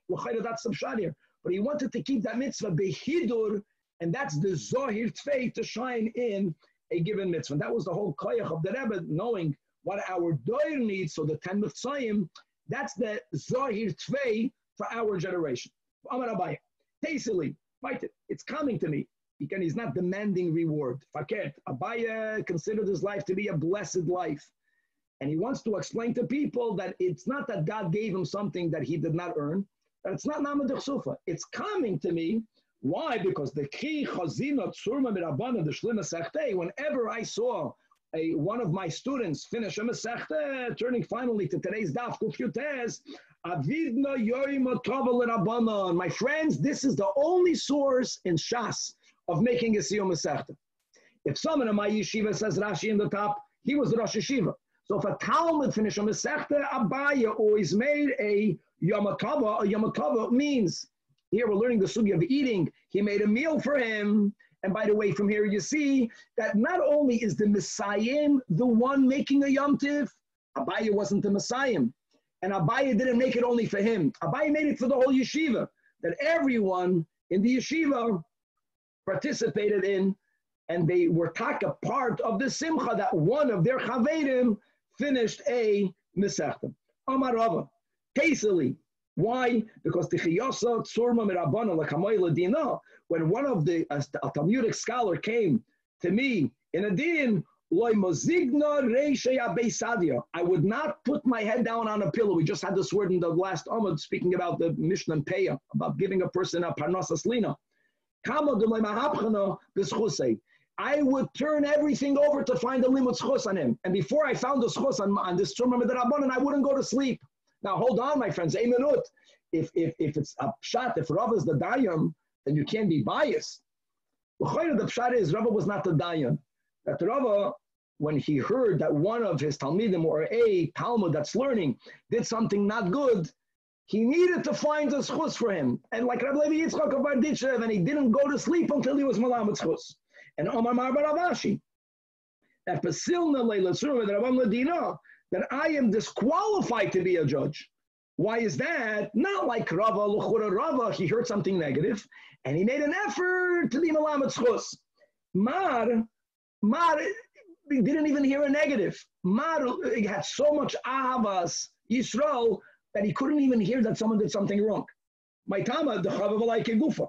The ein adam roya chayva la'atzmai. Stop trying to have to be malamet schus. I never heard a chayva. Okay, back to Shabbos. Rab Chanina ma'ateif. Not only would he put on special big day Shabbos that we learned 2 DAF ago, but the koya apanya the mal Shabbat that he would stand towards the evening. Towards the evening, l'chayra means either he would face west. Now this, my friends, only fits if you're davening. If you're davening in the west of Eretz Yisrael, and therefore when you daven, we have to face Eretz Yisrael Yerushalayim, like it says in Hazael, like it says in Shulchan Aruch. So then, when you be Makabel Shabbos, since Shabbos comes in by sunset, because by a Yid the day begins at night, so you face the sunset. So you turn to the west. But that only turning to the west only fits if you're davening towards the east. What happens if you're davening to begin with towards the west? Right? When I lived in Hong Kong, we daven in the Far East. You daven towards the west. So what do you do by Boy B'Shalim? That's an interesting question. So many people touch V'koya Apanya doesn't mean to turn towards the evening. It means to turn towards the door. Or more than that, according to others, it means to push and go out to the fields. You go out towards Shabbos and you say, Boy V'neitze Likra Shabbos Hamalka. You go to receive Shabbos. Keminag, as we know from Tzvas, but this, my friends, is the origin of why we turn around when we say at least one part of davening Kabbalah Shabbos. And now, here he called Shabbos the queen. Rabbi Yanai Lavishmane Mali Shabbos. Again, the concept of Ma'atef, he would put on special big day Shabbos, and he would greet Shabbos not by saying Shabbos HaMalka, but he was the one that introduced calling out to Shabbos as a kolom. V'amar boy kolom, boy kolom. And as you know, Midrashim speak about that when Hashem made the world has 7 days. Now every day has a shidduch. God made shidduchim. The first day and the fourth day is a shidduch. Farvos, because on the first day God created right day and night, Yom V'Layla. And what did God create on the fourth day? The sun, the moon. They're connected to Yom V'Layla. The second day God created the Rakia. And then the fifth day, right, to go further, what did God create amongst other things? The birds that fly in the Rakia. On the third day, God created the earth, separated the earth from the water. And what did God create on the sixth day? Man, Adam, right, that dominates both the year, both the earth and the seas. So every day had its counterpart. They were not lonely. He's gekommen and Shabbos went to the Eibishter, where is my shidduch? So God says for that you have to wait for the Jewish people. So it's in that context, we are the husband and Shabbos is the kala, amongst many other reasons why Shabbos is called a kala, but it's moededik.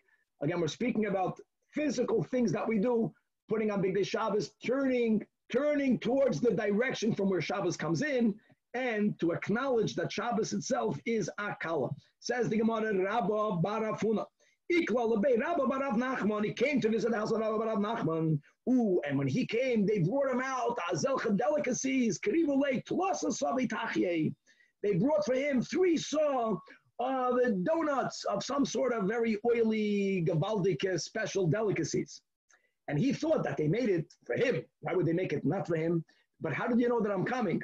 Did you know that I'm coming? So they responded, what, you think we made it for you? Are you better than it? The it is Shabbos. We made it for Shabbos. Shabbos is a kala. Of course, now that you came, we're happy that you can also partake in it. What a gavaldic story. Says the Gemara Vayte. Rab Abba Zovan b'tleisa rastire pshite bisra de tleisa tabachi. He would buy from 13 different butchers, right? By each butcher, he would buy meat worth a astira for Shabbos Kodesh. He would buy by every butcher another piece of meat. Now, the number 13, as we'll have soon in the Gemara, as suggested by the Marsha, is connected to the concept that on Shabbos there is a gilui of the Yud Gimel Midas Arachavim. So things are done in the number 13. He himself would go buy the meat. You buy the meat by different butchers because sometimes the butcher doesn't sell you such fresh meat. So to cover your bases, he bought by one, he bought by the other. He did it himself. And when he bought one piece of meat, there's many ways of learning it. Rashi says one way is that he brought it home. He didn't even enter all the way. He didn't want to waste time. He left it by the door. and he would tell the people in his house, Omer Lahu Ashur Haya. Freilach, be energetic, prepare this. Ashur Haya. And as he left them the meat, encouraging them to prepare it, he already went out to buy another one. That means he invested a tremendous amount of money for food for Shabbos, as we learned in the last daf, that not we're doing it for the reward, God forbid, but from the reward, Alter Rebbe says,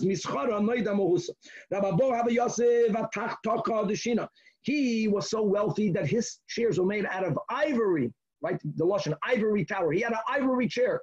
And as he's sitting on his chush of this chair, you know what he did for Shabbos? He would fan the fire to cook the food, which is a very lowly job. And he would dafka sit on his ivory chair to show that, and no matter how chashiv I am, that our chashivus is all to be used to be machabed the Shabbos by doing physical activities ourselves. Rav Anan Lavish Gunda, he would put on a black cloak. Oh, it's normally you wear white. He would wear black. And why would he wear black? Because he went into the kitchen to cook.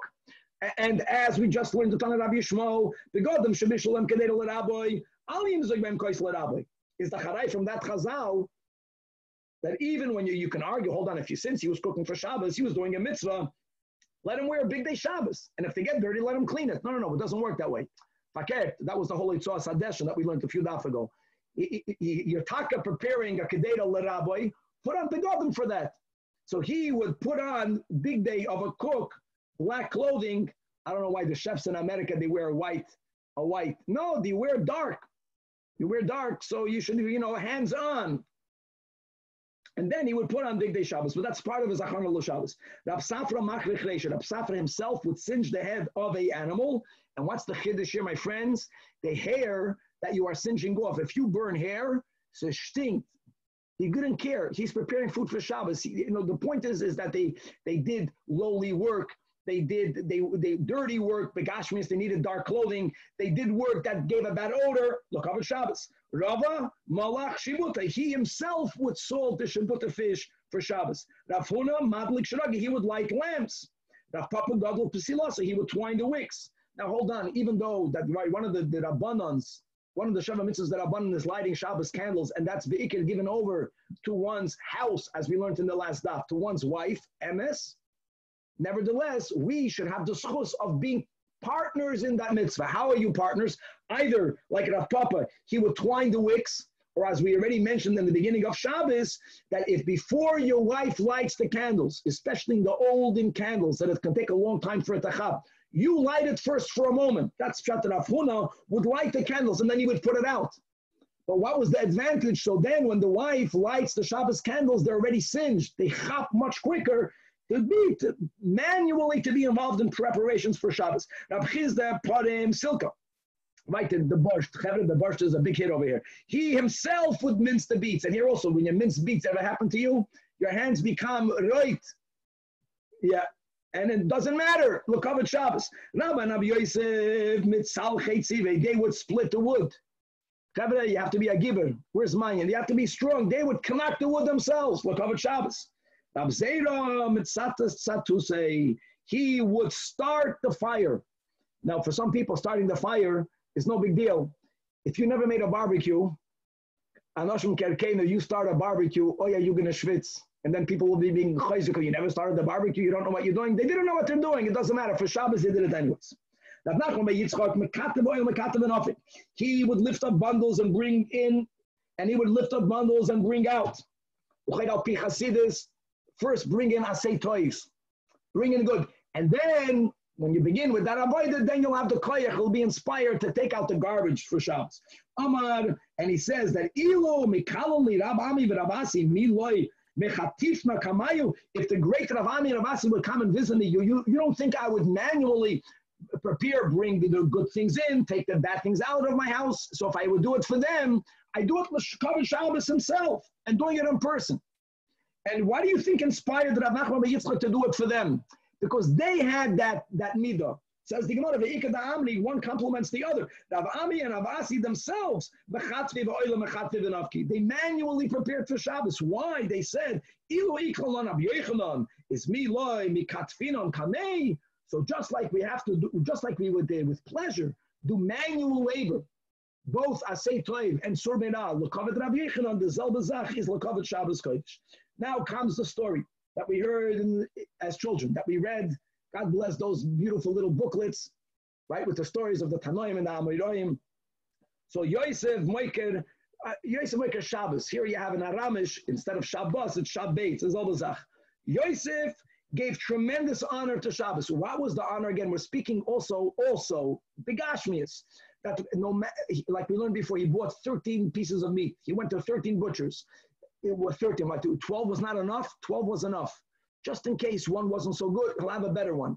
Right? You bought 13 watermelons for Shabbos. Maybe the watermelon is not good, so buy another one.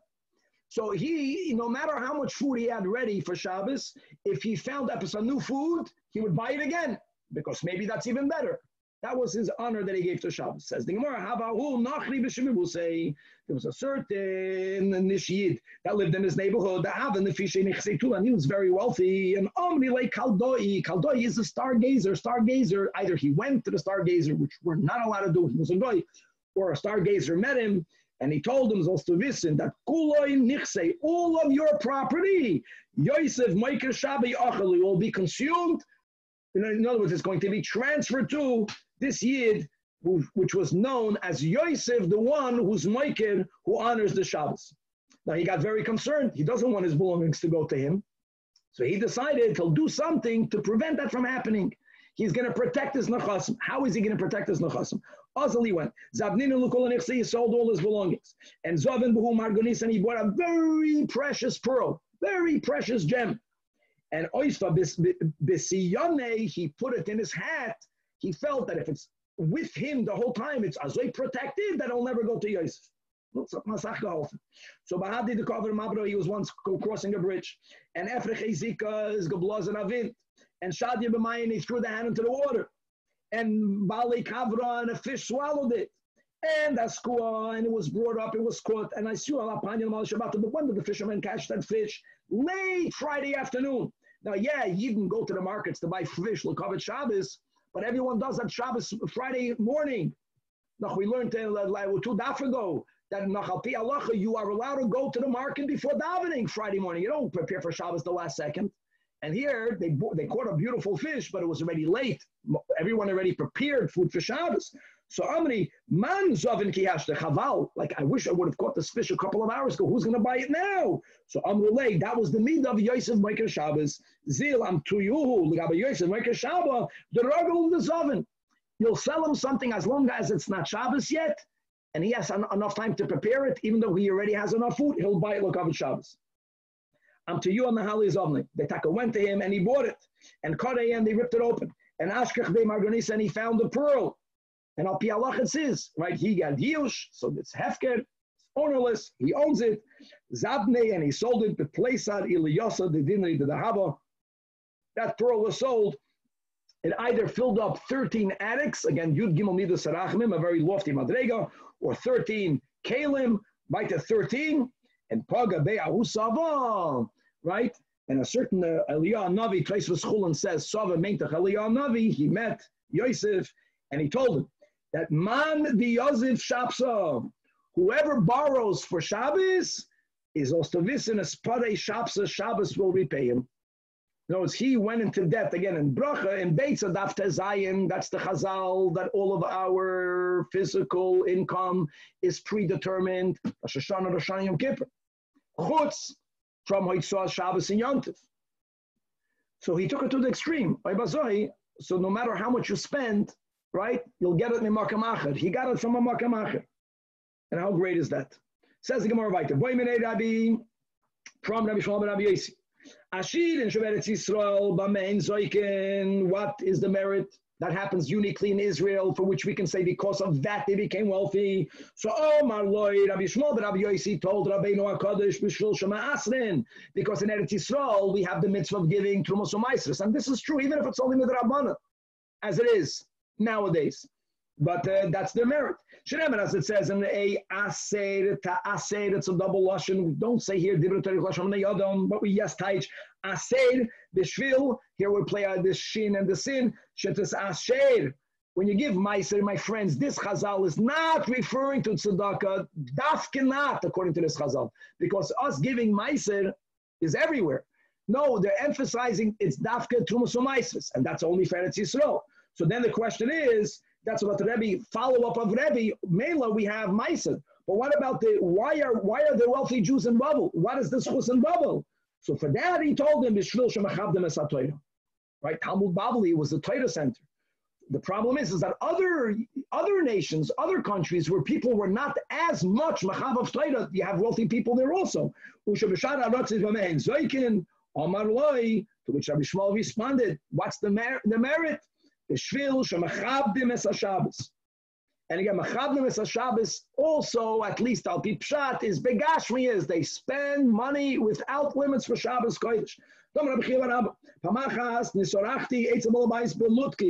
to Lutkia, and I was there for Shabbos. And what happened? They view lefanai shulchan shel zahav. We're talking about spending. They had a golden table that they used on Shabbos. And masri shisha b'nei adam. It was that heavy. And there were 16 chains of silver affixed to it. And the ka'arais, the kaisers, the kitonios, and salachios, all different types of kalim were affixed to a set in it. All of, and not only were the kalim expensive, kol, mine, maichel, v'chol, mine, migadim, v'sadim. All types of foods, all types of delicacies, all types of spices. And furthermore, it was clear, it was the Koren Shabbos. As we learned in brachas, this is the pasuk that we read before we make a bracha. That Lashem haaretz u'maloya. And then we sat down and we made brachas and we had a Suda Shabbos Kodesh. Then they would say Hashmayim Lashem v'haaretz nasan l'vnei Adam. So this was Azah Shirus. So Marti lo b'ni b'mezochis l'kach. How did you merit such wealth? Or Mali Katzala Yisi. You never know. He was a butcher. From being a butcher, I have no idea. But listen to his minute. When you sell kosher meat, maybe you become that wealthy. Whenever I found a beautiful piece of meat, and then when he found a better piece of meat, he took that one and invited this one should be for Shabbos. That's again the Gemara in Bay over there with details. Beishamai Beisilo. Omarti loy ashrecha shezochisa ubaruch hamokim shezikcha lekach. In other words, even when we have a merit, this is very important, and we take he had avoida, and he had to splurge his money. L'kavet Shabbos, but we have to acknowledge that God gave me the koyach to be able to do the mitzvah. So both acknowledge the mitzvah and to always ubaruch hamokim that gave us the koyach for this zuchus. Says the Gemara. Omar loy Kesar Rabbi Yeshua ben Hanania. As we have right in B'chodesh Daf Ches, the Kesar had a special relationship with him. And he asked him, why is there that the Shabbos food, that it's so good, better than the greatest chefs from that Kesar, Omar loy, to which Rabbi Yeshua ben Hanania responded, we have a spice that you don't have. What's that spice? Shabbos Shemai. When we put Shabbos into the foods, then the aroma, and it's dafka aroma, because aroma we learned is the most ruchniistic, it's part of Olam Hazeh that even Anashim Kerkenu can appreciate. It's not tangible, but it's tangible enough for us. Omar loy ten lanu heimenu, and that's something that we cannot share. So Omar loy says Rabbi Yeshua ben Hanania, no. Only call HaMeshabbat HaShabbos Moyaloi. If you don't keep the Shabbos, then you don't have access to this tavlin. Eino Moyaloi. And that goes, it's not a black and white. That means that the more of a Ruchni is the Shabbos that we have, it's ironic. But that Kedusha is brought down into our food, and the better the food is going to taste. Says the Gemara weiter, again, we're going back to the pasuk in Yeshayahu. The pasuk begins, V'karasa la Shabbos oineg. We're learning oineg Shabbos, eating delicacies for Shabbos. And then the pasuk continues, L'kedosh Hashem mechubad. We're going from oineg to kavod. The Kedosh Hashem, the Holy One of Hashem, right, is honored. Then the pasuk continues, v'chibadotoi, ba'asoi zerochechem. So this Chazal is going to say, Koras l'Shabbos oinig is Shabbos. V'chibadotoi, we honor the Shabbos by not doing your normal derochecha Shabbos. But this in-between sandwich phrase, l'kadosh Hashem uchubad, now that we define the oinig as essen, so kadosh Hashem, there's no oinig, it's only covered. Why does that refer to Takanat Shabbos? That phrase goes to Yom Kippur. Like Maidach Siv, if oinig is food, why don't we say the word oinig? Amalei, this mechubad taka goes to the day that's holy, but it's not oinig. Yom Kippurim, she'ein boy lo yachila v'lo yishasiya. So and it's okay. So there's not oinig, but there's covered. So what's covered? Amra Torah kabdeyu. How b'chsus nikiya. Very interesting concept. Right, that oinig, pleasure, the deepest of the right kesed, atik. Dafke Gashmi, that's the notes, Tchilasam B'Seifan. Something that's garments is already a makif. It's a little bit more removed, taka, that is connected to Kedusha, to cover, to garments. Amazing. In the context, that oinig is even greater, a greater level of godliness. Then when it says, Vaitan in the Pasuk, V'chibadetoi, it says, V'chibadetoi, so that goes back to Shabbos. So what does it mean, V'chibadetoi? So honoring Shabbos by not doing what you normally do. So it's not to add more food, that's oinig. But on Shabbos we do eat, but don't do what you normally do. It means eat at a different time.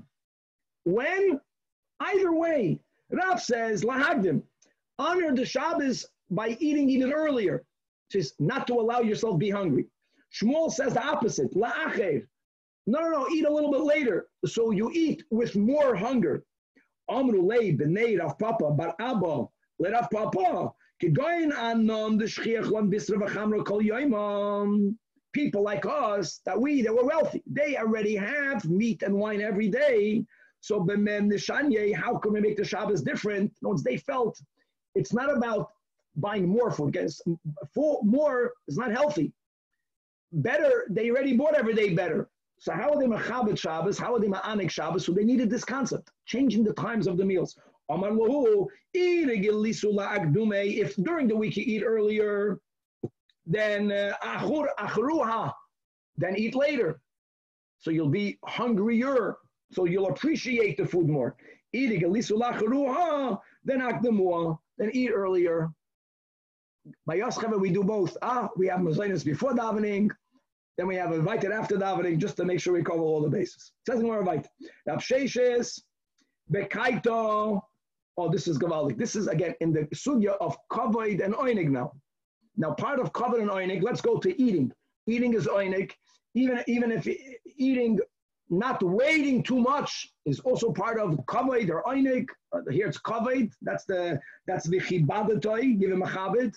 So here's the challenge. If you're supposed to have a meal at a certain time, different than the week, but you want to go into Shabbos, you don't want to be overly hungry, here's the challenge to all you hungry people. The Rav's drasha has no end. At Darshant, people want to eat. Now there are options that the Gemara doesn't want to speak about, but this Gemara is spoken not to the Chevra that have to tolerate, but it's speaking to the Rav. So Rav Sheshes, who was blind, look at his carefulness not to give a long speech. Now, normally when you see, if you're looking at the people, you can see that they're hungry. They're basically crying out with their eyes, Rabbeinu Genukshain. Finish the drasha later.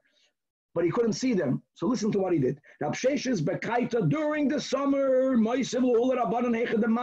he would make sure that the Chachamim would sit in the sun. What happens if you sit in the sun in the summer? If you sit in the sun for a couple of minutes, the sun is beating on you. You can't take the sun. You don't want to disrespect the darshan, but the kensnish. So they would stand up. So he would hear them get up. When he would hear them get up, that would be his cue. He's speaking too long. The drasha has to be so short that even if you're sitting somewhere in the sun, a few minutes you can sit in the sun. And so in the winter, he would sit in the shade. So it was already cold. And again, it's a time thing. How much can you sit in the cold? It was beautiful. How great is that? In other words, he is blind, but they wouldn't be able to sit in the cold or in the heat. They would stand up, and that would be his cue. He's speaking too long. What's pshat? that eating a meal, as great as the rabbi thinks the speech is, eating is Einig Shabbos. Eating, not waiting too long, is Kavik Shabbos. Hearing the Rebbe's drasha, maybe is giving Machaber the Rav. Says more right. Rab Zera turning that Kuf Yates on the base. Mahader, Zuzei Drabanon. He did not want for people to delay the meal. Now, the nature of two Chachamim when they meet each other, they get involved in a Sugya, and they don't stop talking, which is a good thing. They're learning. He would go, he would find pairs of the Chachamim, and Amrul b'matusa v'naychich betzich b'ayich. Don't disrespect the Shabbos. Wow, don't be machal the Shabbos. Larashi in the top line. In other words, you're learning. What's Einig Shabbos? Go eat. Go out. No, they stopped his drasha. That's why what happened. They made him talk less. He said, I can't speak long, then you also have to go home and eat. Right. Omar Rav Avitem Shalom Levi. I feel like I'm a spal bed of Shabbos. Now, don't confuse. There is the Vayachulu that we say B'tzibur. Alter Rebbe writes it in the Siddur, guys. I know we went through Corona for many weeks. Sadly, we davened without a minyan. When you daven b'Yechidus, you don't say Vayachulu. You start with Magen Avos. But we're speaking about the Vayachulu that's inserted in the Shemona Esrei. Now, the reason why we say Vayachulu in the Shemona Esrei B'chal is Vayachulu is our way of saying Edus that the Eibishter rested on the seventh day. And this articulation of testimony is of tantamount importance to the point, as we'll learn in a few lines, that we are considered partners with the Eibishter in creation because of our saying of testimony. Now, by us, by Yidden, in the Torah, Al Pishnei Edom. So since Vayachulu is connected to saying Edus, and you would therefore think that you can never, if you're davening the Yechidus, you can't say Vayachulu. No. Even if you're davening the Yechidus, you have to say Vayachulu. The Amarav, call him as well of Shabbos Oimer, Vayachulu, Maila, Olav, Akosov, Keilu, Nase, Shutev, Lakadosh Baruch Hu, B'maisa Bereshis. And how do you know that? From the words Vayachulu. Vayachulu means, and they were finished. Now, who is the they? The they refers to Hashemaim v'Aretz, that the Shemaim and the Aretz were finished. So say Hazael, don't read Vayachulu, they were finished, they were made whole, they were concluded. Ella Vayachalu, meaning not on what was created, but who was creating it. They were creating it. We mean the Creator and the Eden, that we finished creating. Those where we are considered partners. The creation is done by Hashem and by us. Now, hold on. What are we doing? Okay, I get it. This is a concept that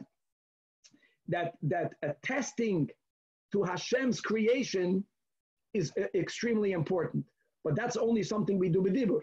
God created. How can you put them on the same adrega? No, we had that before. God created with His words. So that's the next hemshah. Amar Abulazim. Minayin shahad dibur kemaisa by Hashem. Shenemar bidvar Hashem shamayim nasu. That's the link. So just like God's creation happened through speech, and even though our testimony is only by saying Vayachulu, so what? Speech. We have, so to say, this chus of being partners by saying testimony. And this is a very deep concept. In other words, one did it and one witnessed it. How are they considered partners? Is the charaya that observing, testifying is part of the thing happening, right? Our perception, so to say, is part of the making of the reality. That's the Gemara over here.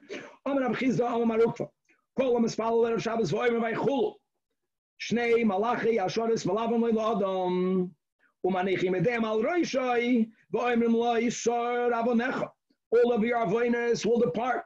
V'chatosecha, and all your sins, the chupar will be atoned for. So now that we mentioned about, according to this chazal, that two malachim come to you because of your saying of Vayachulu, Tanya, Rabbi Yosi, Rabbi Yehuda, and now we're going back to Atana.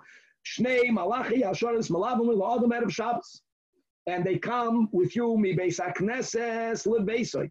Really, we learned in brachas that we always have malachim around us. Remember that tefillah that they used to make before they entered a latrine, because the malachim don't enter the bathroom. But here they're also joining us at erev Shabbos when we go home, Shabbos at night. And echad toiv ve'echad ra. When we come to our homes, the Shulchan Aruch, the bed made, the house is neat. He gives us that bracha. The opposite.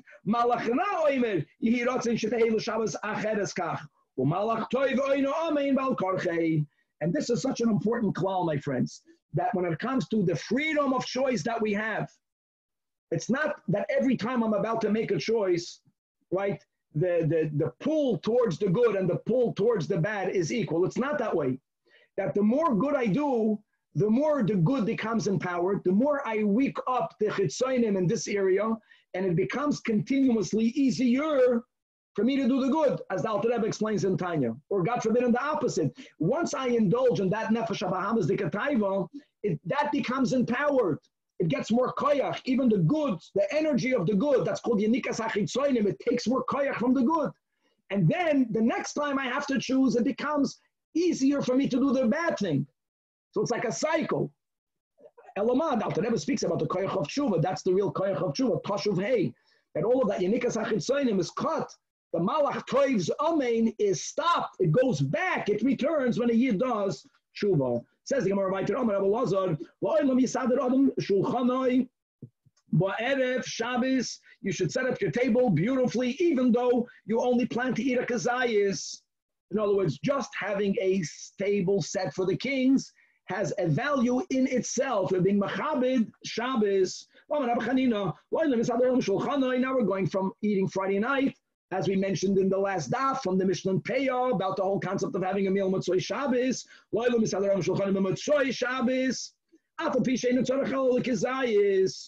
have a look inside. Rashi, this is the Rashi, 3 lines, Kuf Yates on the base, that Nami Kvoit Shabbos Lelavois B'Yitziyosai. Derech Kvoit, K'adam Hamalavas HaMelech B'Tzeisim in Ha'ir. Alava Malka. Set up your table.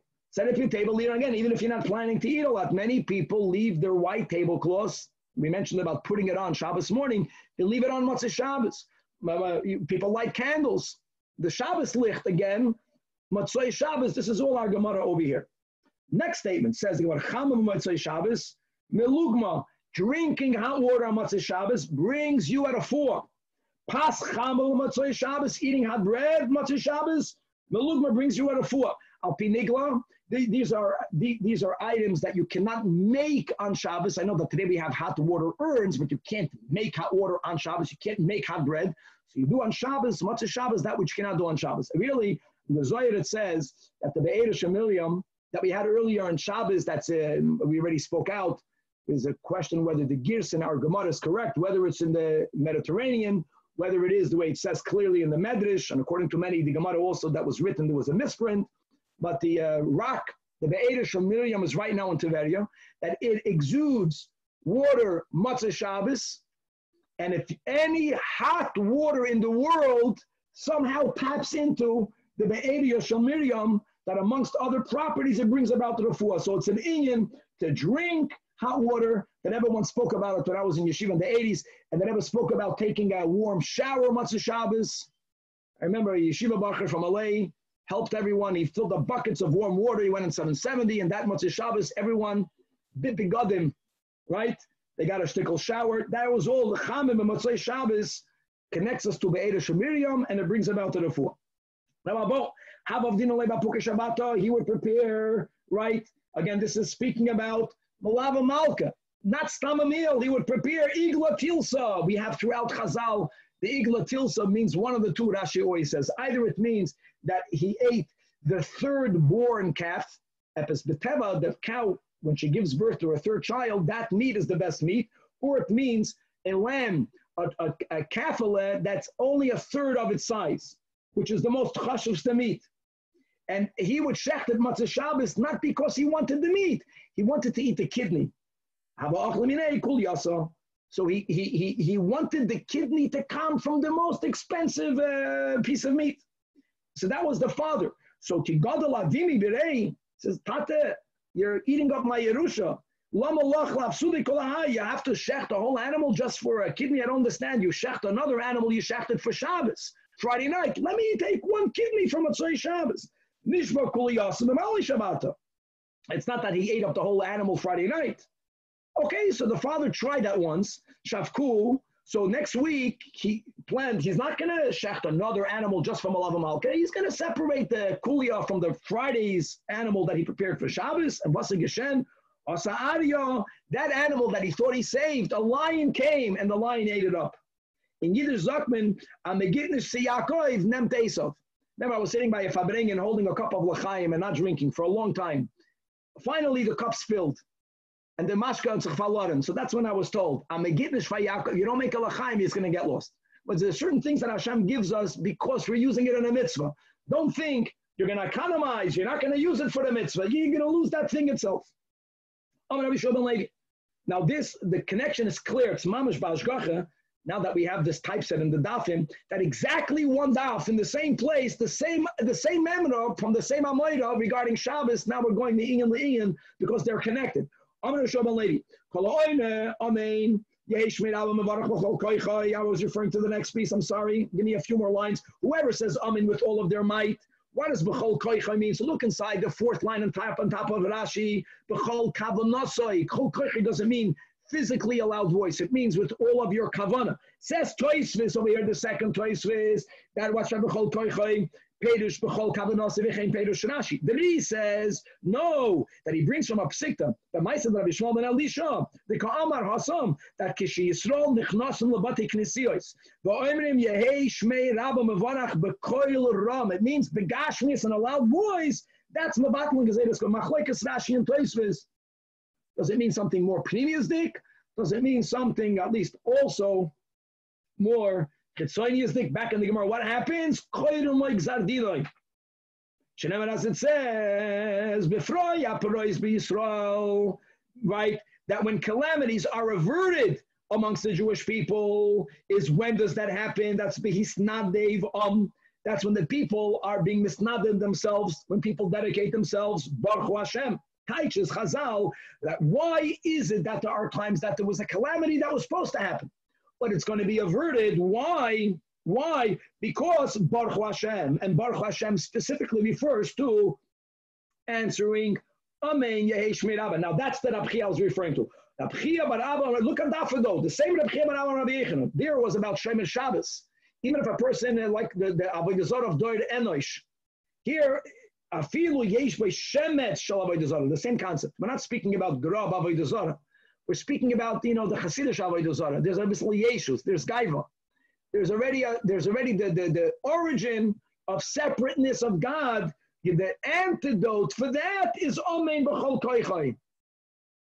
So at least at that moment, a person is affirming so much, as we'll see in a moment, the meaning of Amen, that when a person says it, B'chol Kavanasai, Eno B'chol Koichai, that already brings the person back, and they lose that shemetz of Avodah Zarah. Ksiv hache b'frei perois. And regarding Avodah Zarah, right, in Parshas Kisisa, right, what did Moshe Rabbeinu say when he saw that Avodah Zarah? He says, Ki parua. Parua means they were uncovered, they were naked. That means that they, God forbid, they got involved in idol worship. So that's the link that also alludes to Amen b'chol koichei. Amen Reish Lakish. Kol ha'oina Amen b'chol koichei. Here it's already not Yehei Shmei Rabba. Place chaloi shari gan Eden. Sheneman, as it says, Pischu shiurim. The shiurim refers to Gan Eden. V'yavai goy tzadik. And who's going to commandeer their righteous nation? Shomer emunim. The ones that keep the faith. That's the faith connected to Avodah Zarah. Oh, I'll take the shomer emunim elo sho'omrim amen. And taka my amen. Aside of the pshat of amen, amen means I affirm. Amen is a Rashi Tevis by Omar Rab Chanina Keil Melech Neman. Look inside the last Tosfos in the Amid. In other words, Tzarech laharer boy when you say Amen. What's the Keil Melech Neman? Just Keil, right? We have this Keil, Shein Keil B'Chesed. So Keil is godliness in Chesed. Melech is Malchus. Chesed, Malchus, Neman, Kesed. In other words, it's the concept of that we're bringing the Eivishter all the way down into Malchus. We are acknowledging that God is completely over here. There's no part of this world that's disconnected of Him, and that goes back all the way up to Kesed. That you bring it down, then you fly back up. Right. The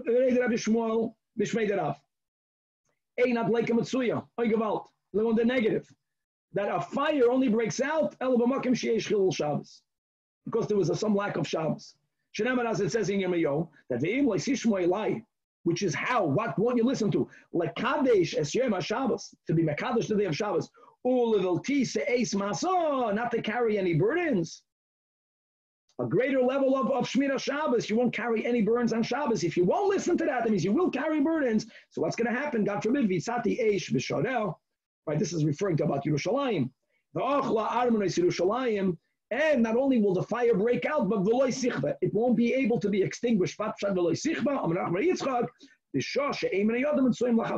to break out at a time that people are not allowed to put it out. Because it's going to break out on Shabbos, so clearly there's a link between a fire and a lack of being Mekadesh the Shabbos. Rabbi, Lecharva Yerushalayim. Now we're beginning Lecharva Yerushalayim.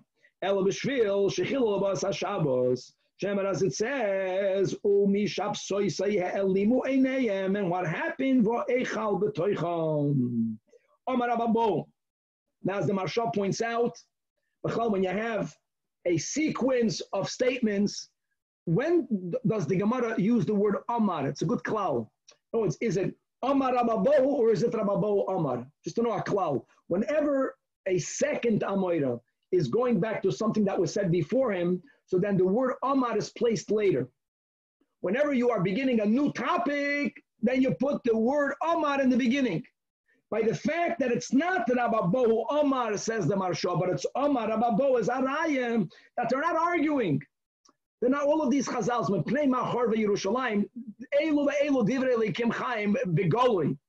Each one is focusing on something else. And to make clear that they're not arguing, says the Marsha, Amar is not Rabbi Abohu Amar, but Amar Abohu, like Harva Yerushalayim Ela B'Shvil, Shebitl Kriyashma Shachas V'Yarves. Shenamar, as it says, Hoi, whoa, those who are Mashkimei Baboike, that when they wake up in the morning, was Tuanzei Sheichar Yerdoifu, they're running after beer.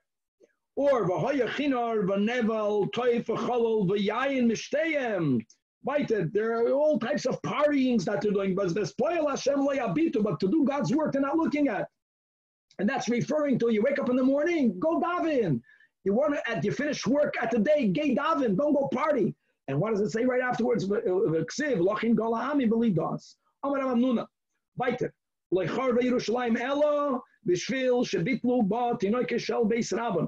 In other words, that there was a certain lack of young children learning Torah. As it says, shvoich. Shvoich means to pour, referring to pouring a punishment. Why was there a shvoich? Al oilal bachutz, because the oilalim, the young children were outside of the cheder. My tam shvoich, b'shum the oilal bachutz. Amarullah, lecharva Yerushalayim el mepnei shloy oilahem boishes param zelozeh. They had no shame of each other. As it says, so even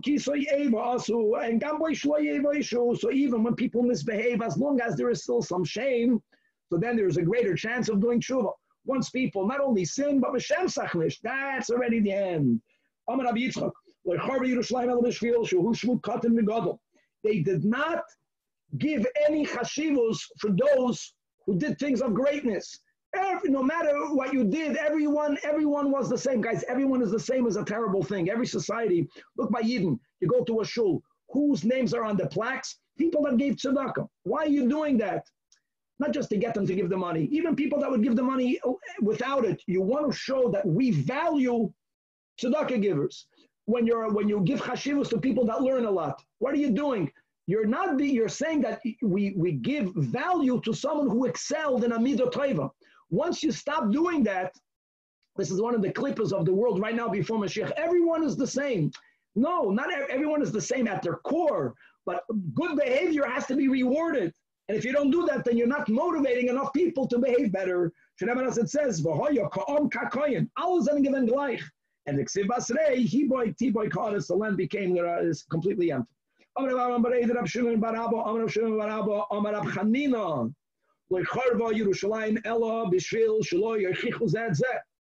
People stopped admonishing one the other.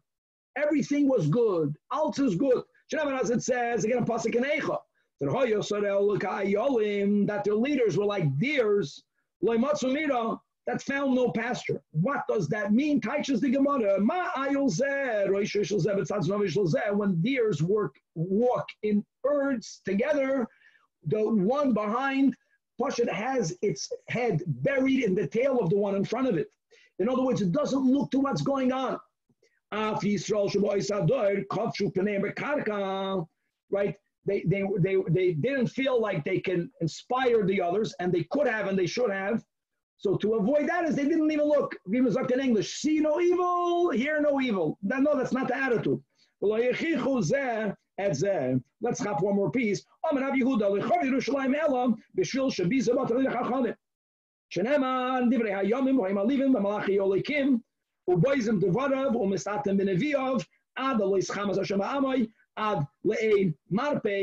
other words, because of them, right, being malivin, the malachi elikim, referring to the tzaddikim, to the chachamim. So God's wrath rose up against them. But then, ad le'ei marpei, ma'ad le'ei marpei, amri v'lamarav, kol mavaz l'minei chachamim, ein l'neful l'makosai. And what's pshat in that? It's very partial, because even though, again, our Chassidic Chabad, that we have to do avodah b'koyach atzmai, with all that, all's good and fine, we need a Rebbe. So as long as people are machabed the Rebbe, even when we fall, the Rebbe is going to help us. Since we are mekusharim, so then we are open to the koyach that the Rebbe is going to give us. Once a person is mavaze, a Rebbe, so then the Rebbe can't help you that much. So then you're really in trouble. Also divrei hayamim. Don't touch my anointed one. And to my prophets, al toreo, don't do harm, don't do ra. Back to the Tanach shel Beis Rabbim. Who are God's anointed ones? Elu Tanach shel Beis Rabbim. Don't touch means make sure that they learn Torah. That refers to the kavod that we have to give and to the eskashas that we have to have with what the Gemara calls with Talmidei Chachamim, with our Rabbeim. Amei Shlakish Meshum Rabbi Yehuda Nesiyah. Ein ha'olam eskaim ela b'shvil hevel Tanach shel Beis Rabbim. What our learning is nisht. So he says, no, it's nisht. Yesh means from people that already are bas mitzvah. That means that they already have in them, even tzaddikim, but they had a period when they were beidanim. Pure.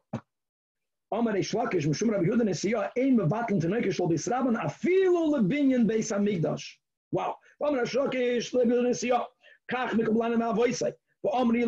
Not that I heard it from my but ma'avoisecha. That means I heard it. Rabbi Yehuda Nesiyah, my friends, was an enikel from Rabbeinu HaKadosh. That kol ir she'ein by Tanach shel Beis Rabbim. If there's a city that hanish can cheder, machriven oisa. Eventually, the city will be destroyed. They are the kiyum of the world. And Avina says more. There are different levels of destruction. Such a city, machriven oisa, will be completely annihilated. We'll stop over here. God willing, to be continued. Beautiful. Thank you. Beautiful. Thank you very much. Good, guten Tag. Yeah, we got to inspire our kids to learn more. That's it. That's the Gemara today. Have a good day. Shavua Tov.